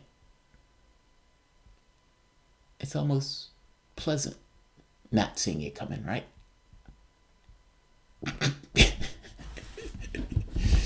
You never saw it coming.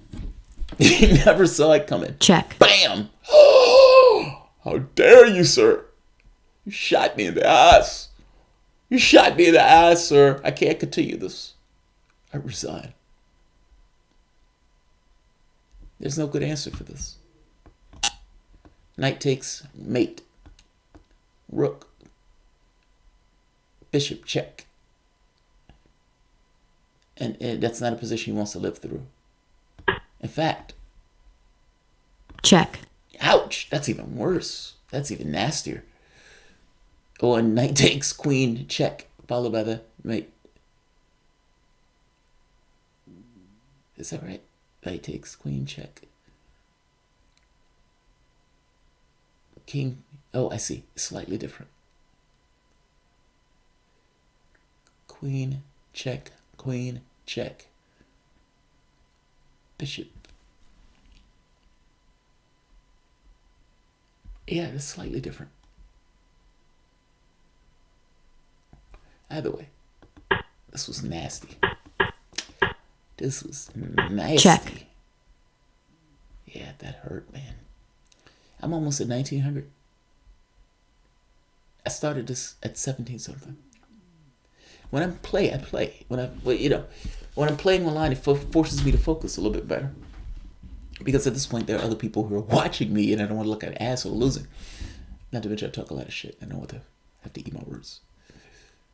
Focuses the mind. That's exactly what it does.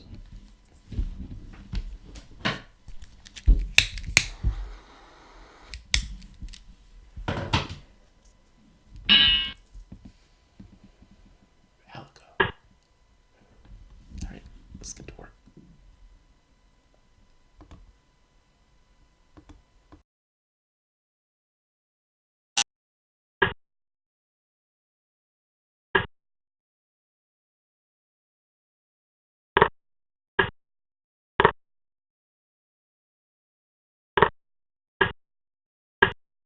check,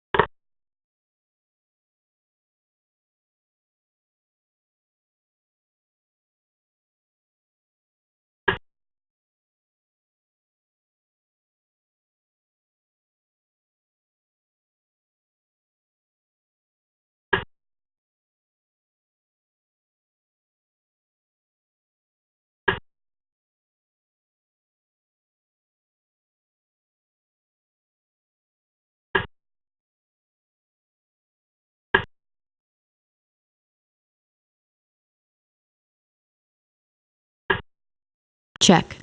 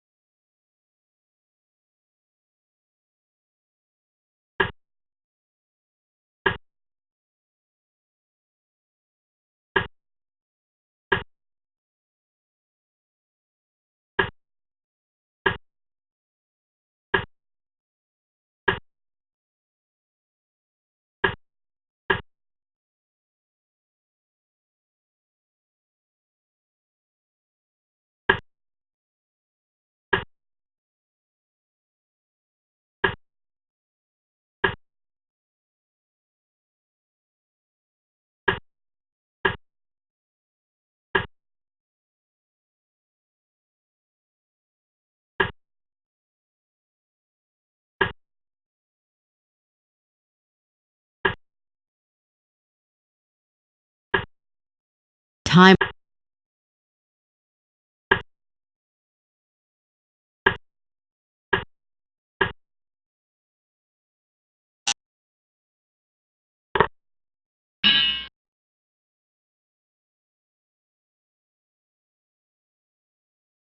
I made a few mistakes in this game, but he wasn't good enough of a player to take advantage of those mistakes.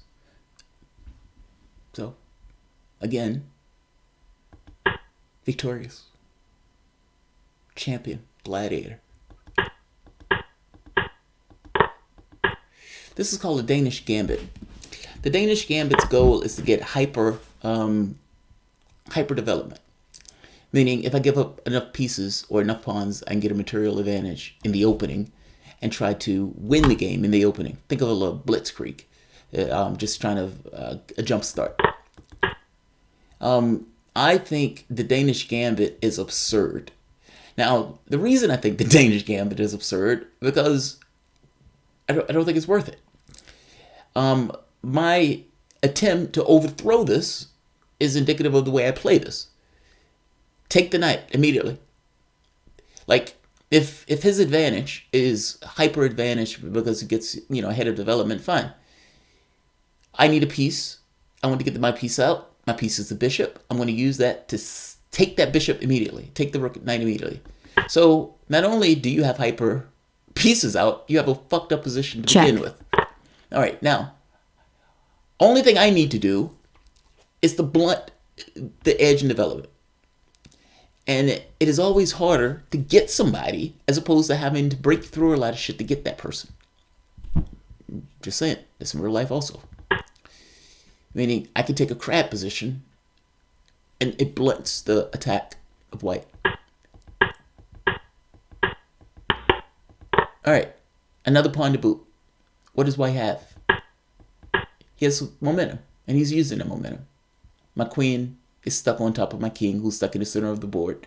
But if I can castle and consolidate, black should win.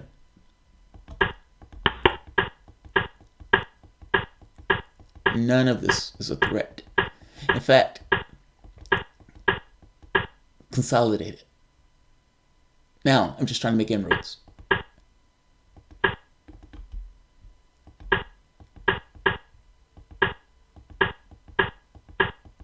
All right, so let's see. One mistake. This. Oh, okay. That's not a mistake. I didn't get time to do it. All right. Question is, all right, how do I make inroads? So what I want to do is push the pawn here. I want to go to e3. This disrupts this position and allows the queen to get into the position.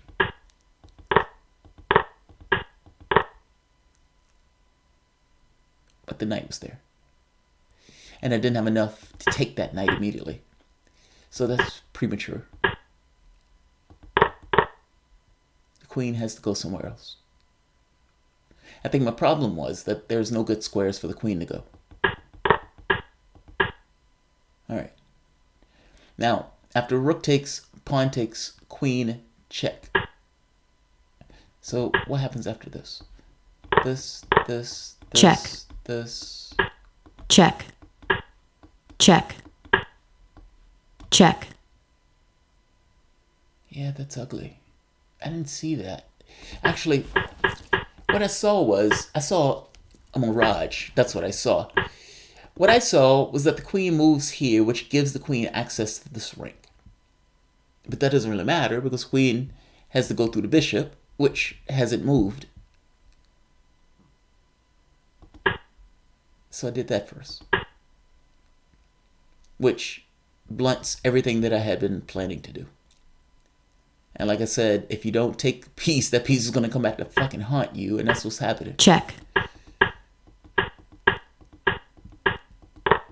Now I'm down the exchange. And I'm like, oh fuck, great.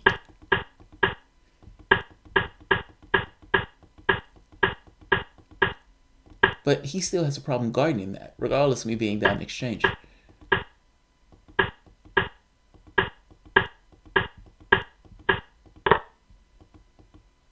Which, after whatever he puts there, the knight's going there.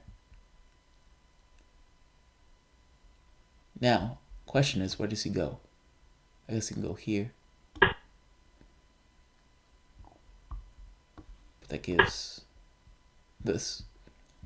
And the problem with going somewhere else is Check. this. Losing the rook. The queen has to stay on the diagonal, whatever the queen does.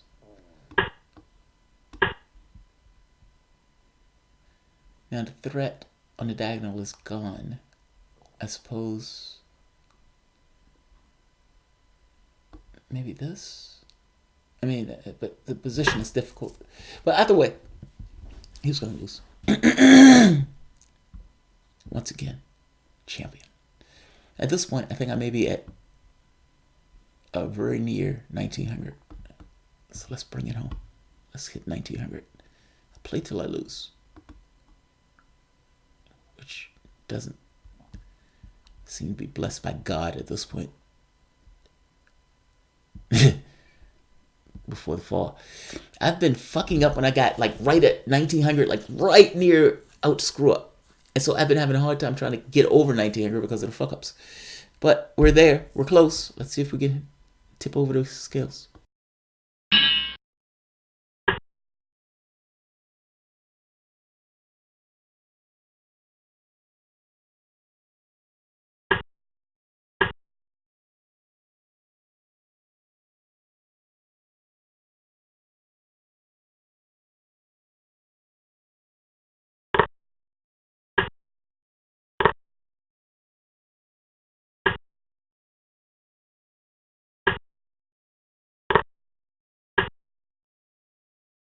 Check.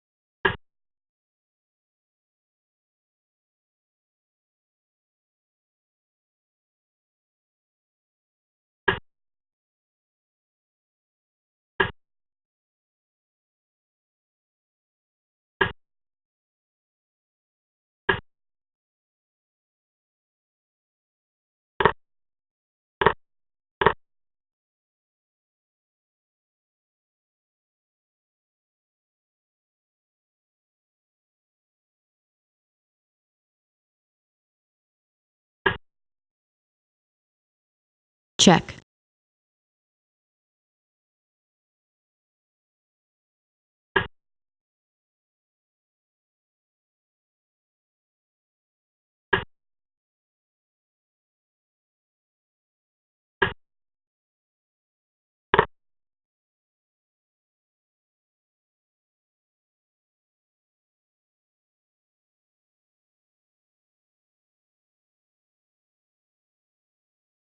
check,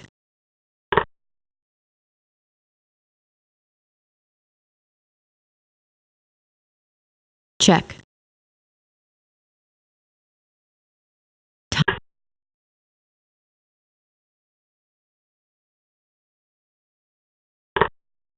check, check, check, check,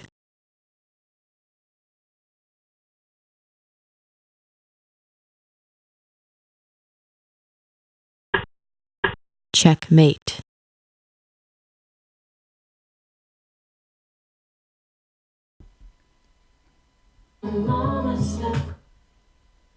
When you go back home, tell them of my name. Let them know what you've seen this day. Tell them all. When anybody is talking shit about the progressive soapbox, that we saw him waver sometimes when he played chess. Maybe he wasn't as strong as he could be on that particular day. Go tell them this. Let them see what has happened to these people. All of them crushed. Strong players trying to reach for 1900 to just break their fists, break their fingers with my fists. He can't even make it out the game alive on time. And I know that sounds funny, but grab the guy by his collar as he's reaching out there.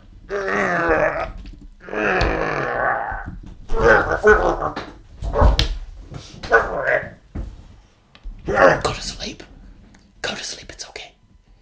It's okay. Go to sleep. Shh. Shh. Another Danish. Nobody learns. Nobody learns. Don't play the Danish with me. Whatever you have in your arsenal. Gary Kasparov himself can play the Danish with me, and I would fuck him up. Don't play the Danish with me. I consider this shit a personal insult at this point. How dare you give me 2 pawns in the opening like this? I keep telling people, nobody listens to me. Nobody listens. Well, bam, bishop. Bishop. check, Decapitation of the knight. Destruction of the queen side. At this point, it's mate or loss, right? At this point, it's for broke. Both sides are going for broke. White can't afford to go into the endgame because white is 2 pawns down. And black needs to survive to the endgame. What it means is black is going to have to defend himself from an attack.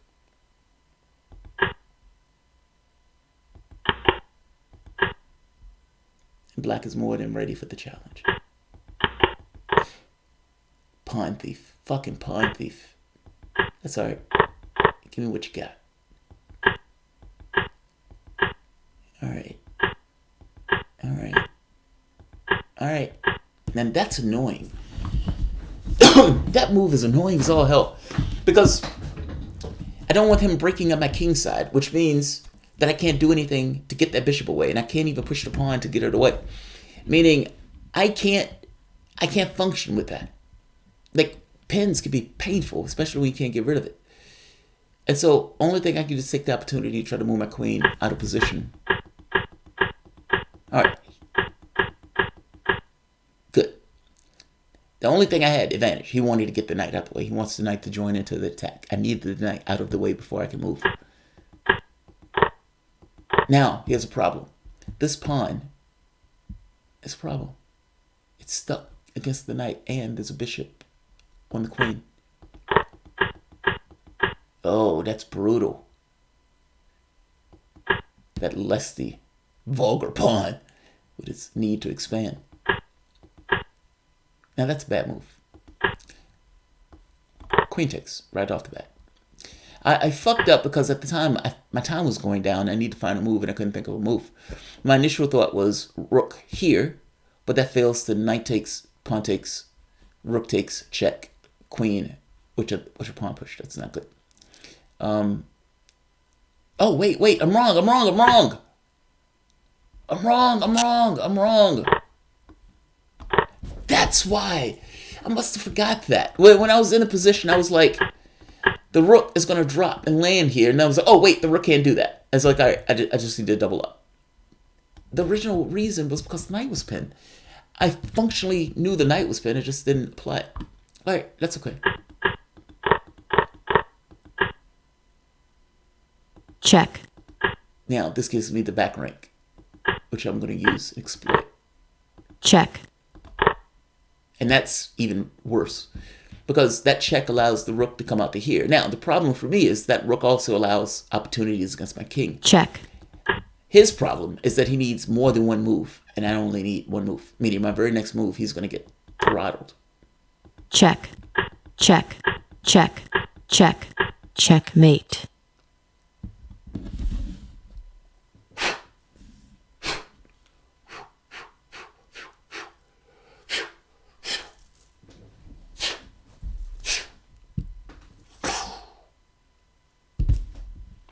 That's how you do it, son. I want to play one more just so I can see the 1900 on the board and everybody knows. 1900. Mission accomplished. Let's push to the 2000. Play until I lose. I'll stay with that.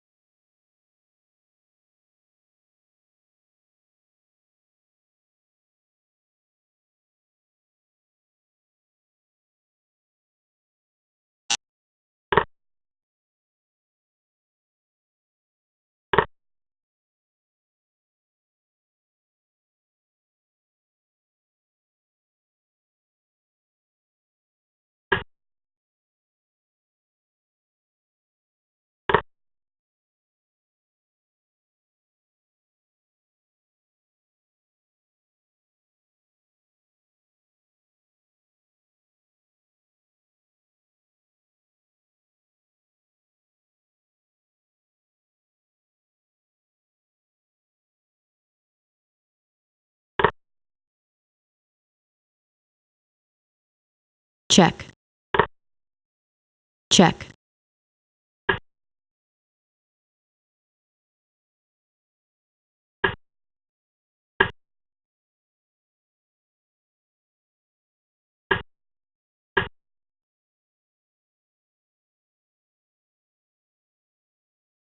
check,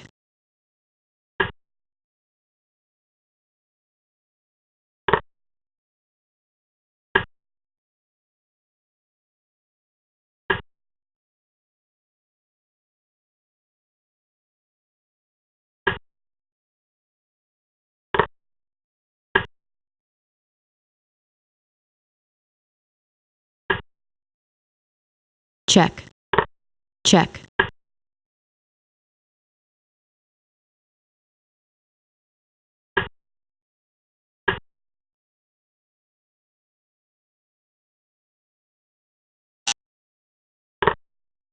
Time warning, check, check,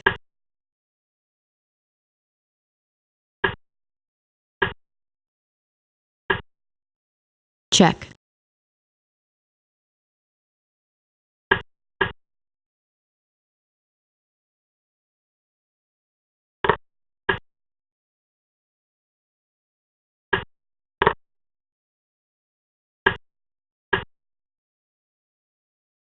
check, check.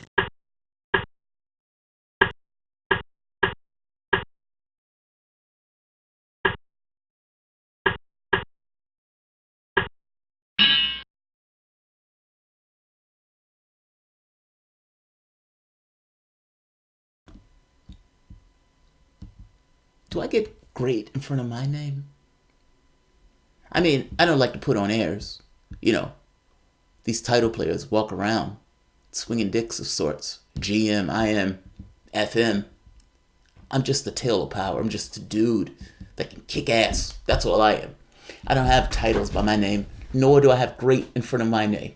When I beat somebody with great in front of their names, do I get to take great also? What makes them so goddamn great if they're losing games like this? Even when they get the opportunity to pierce the heart of God, they can't finish the job. Like, I was in bad shape, man. You know, fucking ground. Just crawling for a weapon, got stuck to my finger. Look like that bastard. Made it out. Daredevil jumps out of the window. Indignant, broken, injured, but safe. My Rudy Lopez went wrong somewhere. I suspect I stayed in the center far too long. And in fact, I'm willing to put that's what it is.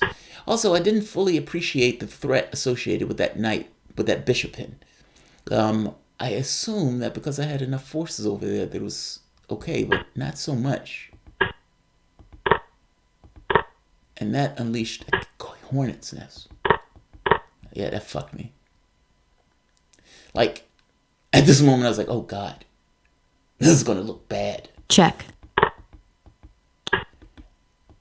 And I couldn't defend myself.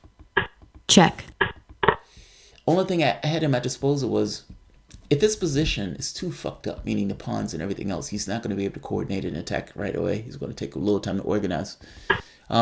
Also, it takes a person who's trying to win the game a little bit of figuring out, as opposed to the guy who's running away, who's just, just needs to fuck out of dodge. Those are different mechanics. So, check. Yes, he's check. taking my shit from me, but he's also trying to figure out how to mate me and win this game. Not mate me, but trying to win this game. Check. I am also trying that. Check. But I am also trying that in the context of run, check. Evade, escape. Oh, my king is up here. I could take something. Check.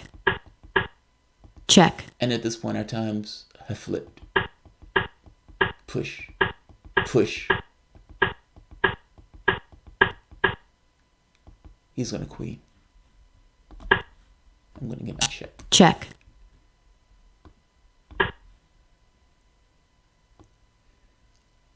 Alright, now I'm fucked. I suppose this. check, check,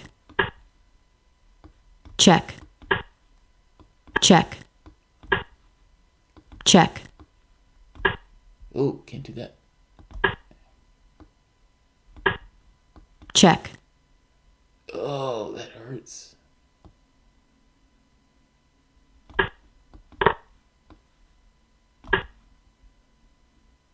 Yeah. Whatever. He lost.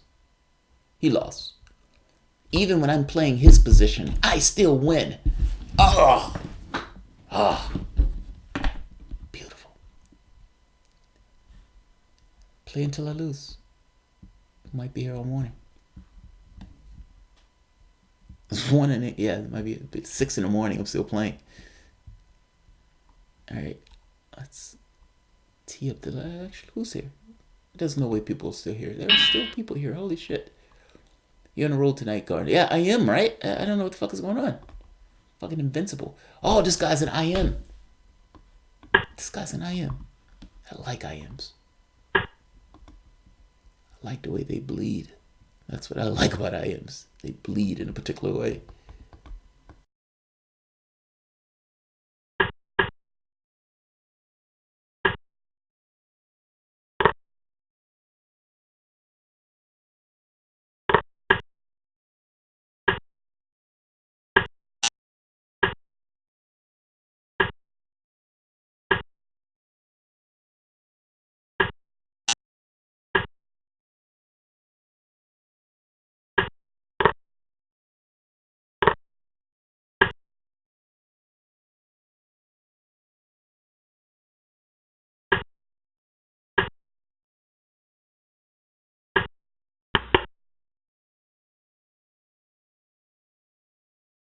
check,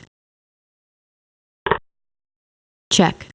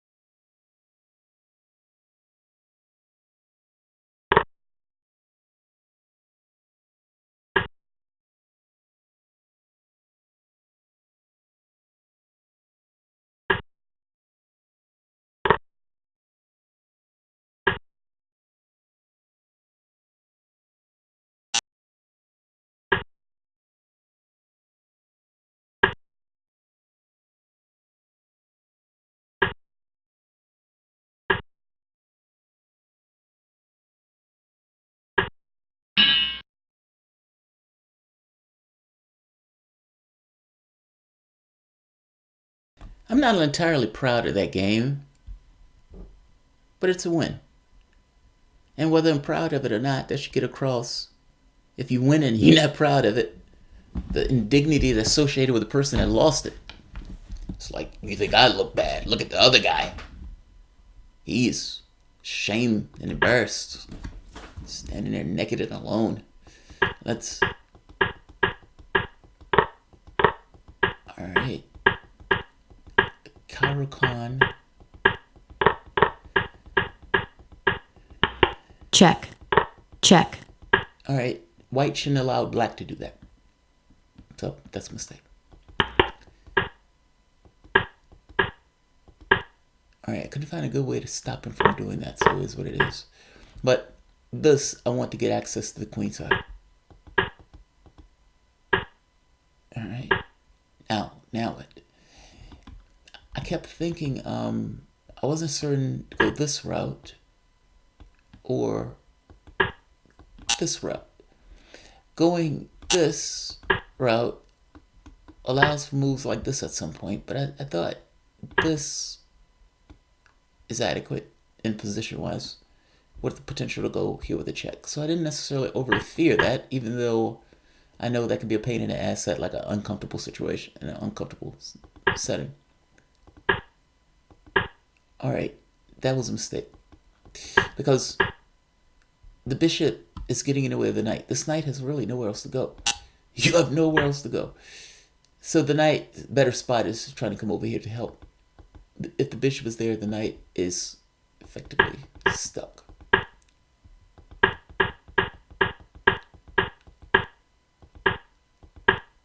And that loses a pawn in a horrible way. Like, this position turns sour immensely fast after that other move. But at this point, I'm looking at his clock and he has no time to exploit anything. So at a certain point, I stopped caring. Easy win was right. It was an easy win.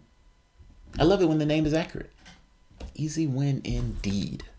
Easy win indeed. And that means I still need to play until I lose, which forces me to play another game. That also means I'm like 1930 something, I guess.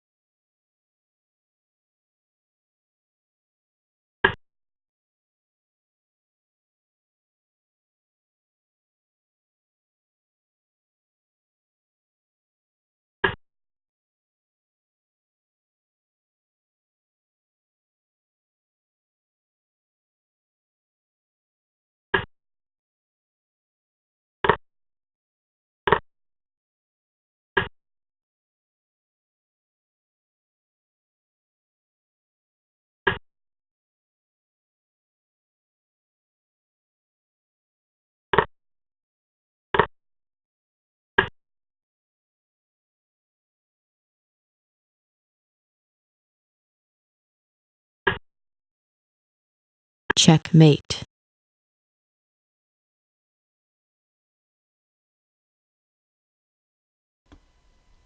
That was unexpected. He didn't see that coming at all either. He didn't see that coming at all. Man. Slovakia. Slovakia. I didn't know they had people to play chess in Slovakia, and apparently they don't. Wow. He was doing okay for a while. He was doing okay. Tripped on his feet.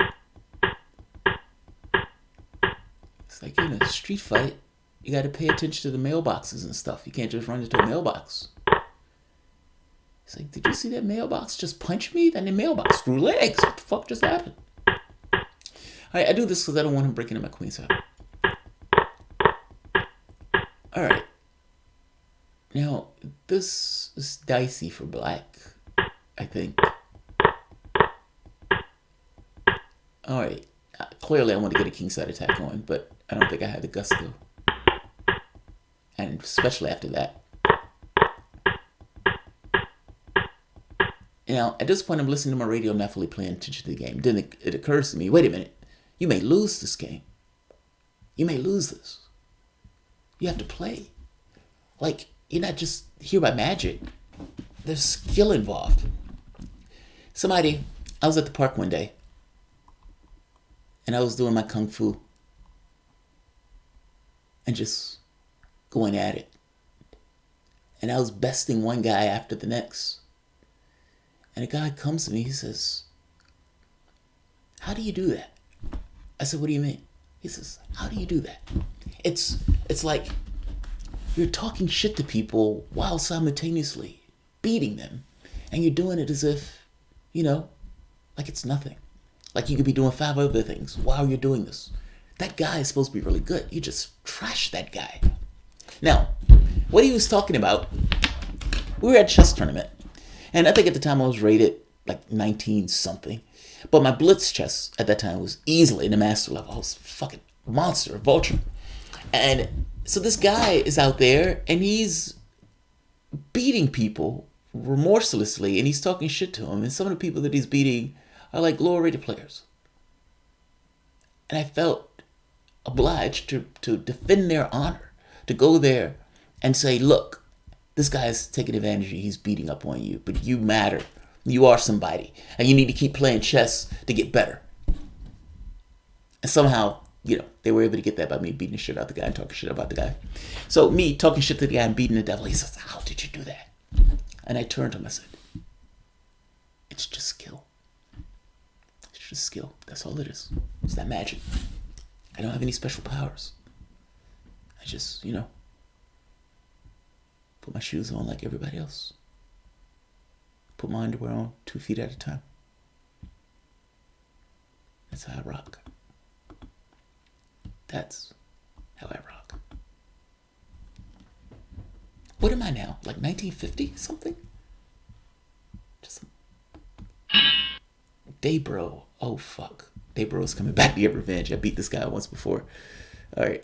I don't want to lose to a guy that I beat once before because I think it burns that much more when they lose again. So it is imperative that I win this game.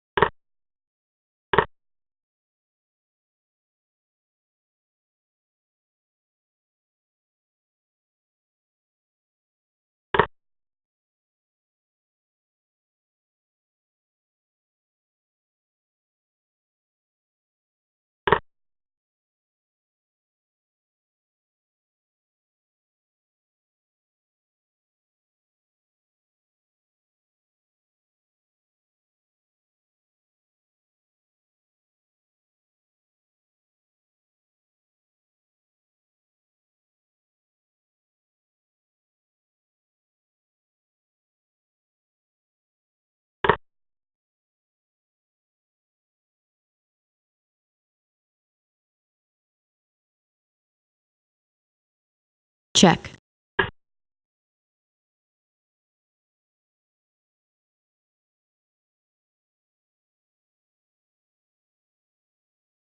check,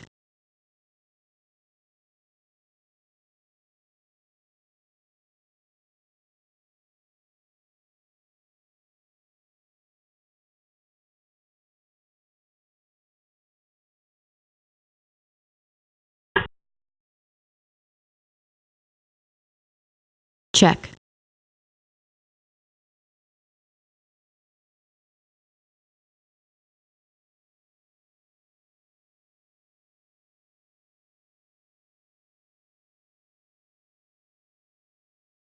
time warp,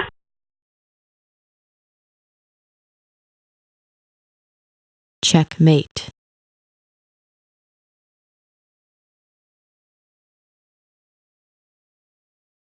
Fuck, that was a good move. God damn it, that was a good move. Fucking blindsided. Alright, so... Alright, it's this. Alright, this game gets complicated real quick. Alright, so he gives that up. And I'm like, yeah, whatever. That shit doesn't work. So the war, or the battle at this point becomes whether or not White can hold on to that F3 knight without destroying his position. So after a few tactics, White gets what he wants. Ish. Because now, this fucking thing is open. So whatever White does, he has to pay attention to the fact that that rook can fall on the back rank at any moment. So the knight goes back to defend it. Great. Now, I need to get rid of that queen. That's the other thing. Because, well, one or two things. I need to castle or get rid of the queen. And in retrospect, castle. But in my head, it was, get rid of that fucking queen. Get rid of that fucking queen. So other opportunities that came up, I kind of pushed them to the side. The goal was to get rid of the queen. Same goal. check, Now, the thought is, all right, this allows me to get rid of the queen. Because I get a move. And that is the fucking Doombringer. So, let me see, what am I? At this point, 1, 2... So what? I'd be down the exchange if I gave that up. Yeah, I'd be down the exchange. I don't want to be down the goddamn exchange. I'm fucking a tail of power. That said.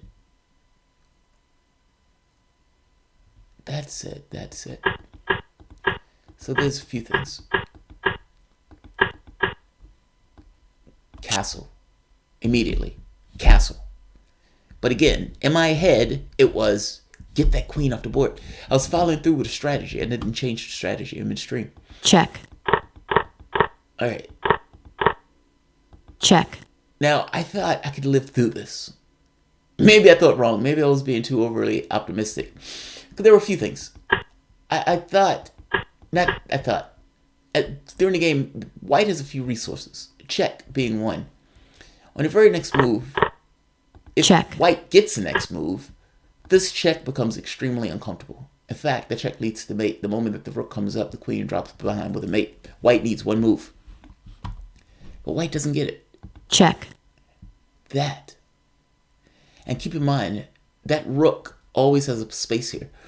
If it wasn't for that, meaning if the rook wasn't free, the king could literally bounce back and forth, in which case you probably force a draw.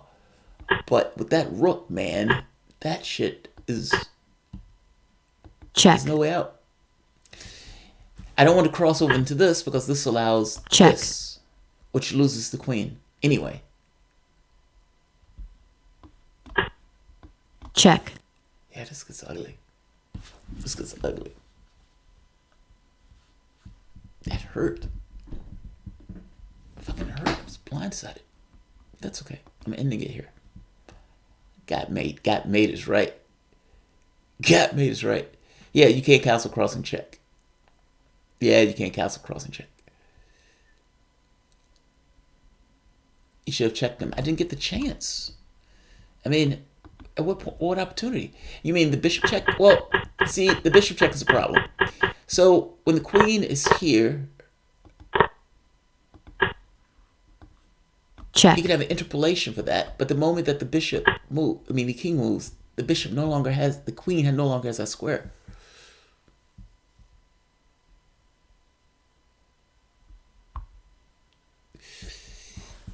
Yeah, I guess I was being greedy.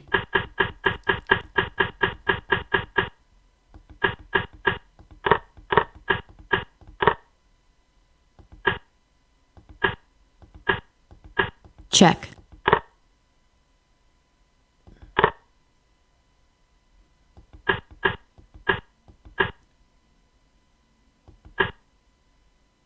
Oh, I never got time to do that. Okay, okay. I feel a little bit better. check, All right, so a choice had to be made here. All right, this doesn't work because of rook on the back rank check. And all sorts of hell are unleashed when that queen lands back there. All right, so I guess the moral of the story is, oh, wait. All right, assume for the moment I'm going to give that queen up. Then that gives more possibilities. check,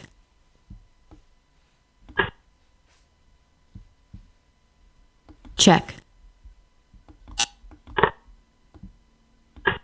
check,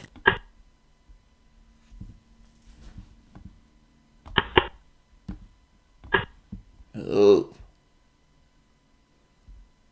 ouch. Fucking hell. That's not good. Okay, that's looking ugly. Let's see.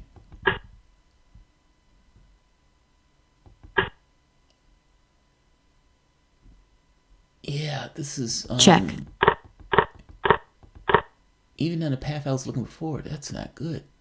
That's not good at all. Maybe if this castle doesn't work. After this, queen takes, king takes, castle, rook h1 exclamation point.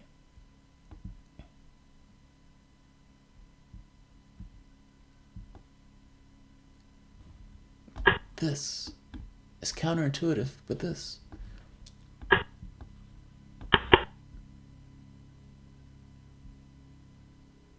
Oh, wait. I'm sorry. Castle. If, oh, Jesus Christ. Yeah, this is ugly all the way around. By the time it gets to this point, there are problems. There's like severe problems. Alright, so this.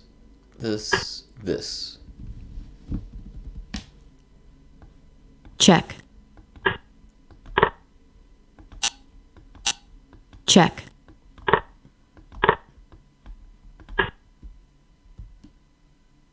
There's nothing wrong with that. Alright, what's wrong with that? Nothing.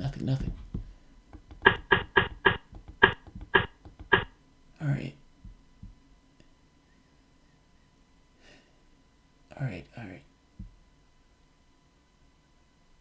Yeah, I like this. I like check, this better. Knight check, The queen doesn't have to move yet. And the rook can always move back. This. Because pawn has to take. Otherwise, it doesn't really make sense.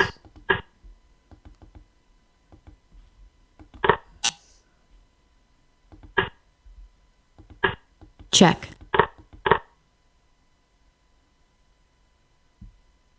But at this point, we're fucked. Because everything at this point is a crisis. There's a fork. Something has to take place. Alright, now, how do you stop that pawn from queening? And it has to be a check. And I don't know if there's a way.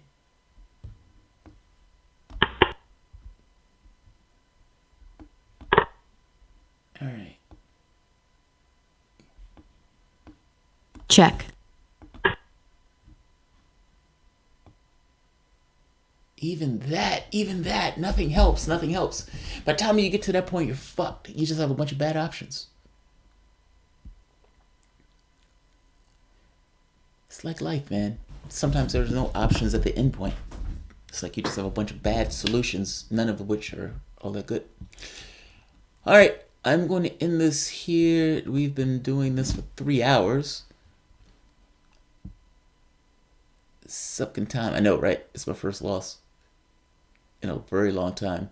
Yeah, the first loss in 2.5 hours. Yeah. First loss in 2.5 hours. I can live with that. I don't hate that. All right, guys. I am going to bed. Actually, I'm going to get dinner and then go to bed. We bought stuff from Arby's and I never ate it. I just came in to play chess. I was going to do black box stuff, but I didn't have my stuff set up to do black box. So I'm just going to do black box and upload those videos after. All right, guys. You all have a good night. I'm glad you guys showed up. I like our little community, man. I think that's so fucking cool. I have a little chess community. So, you all have a good night. I'll see you in the morning. Bye-bye.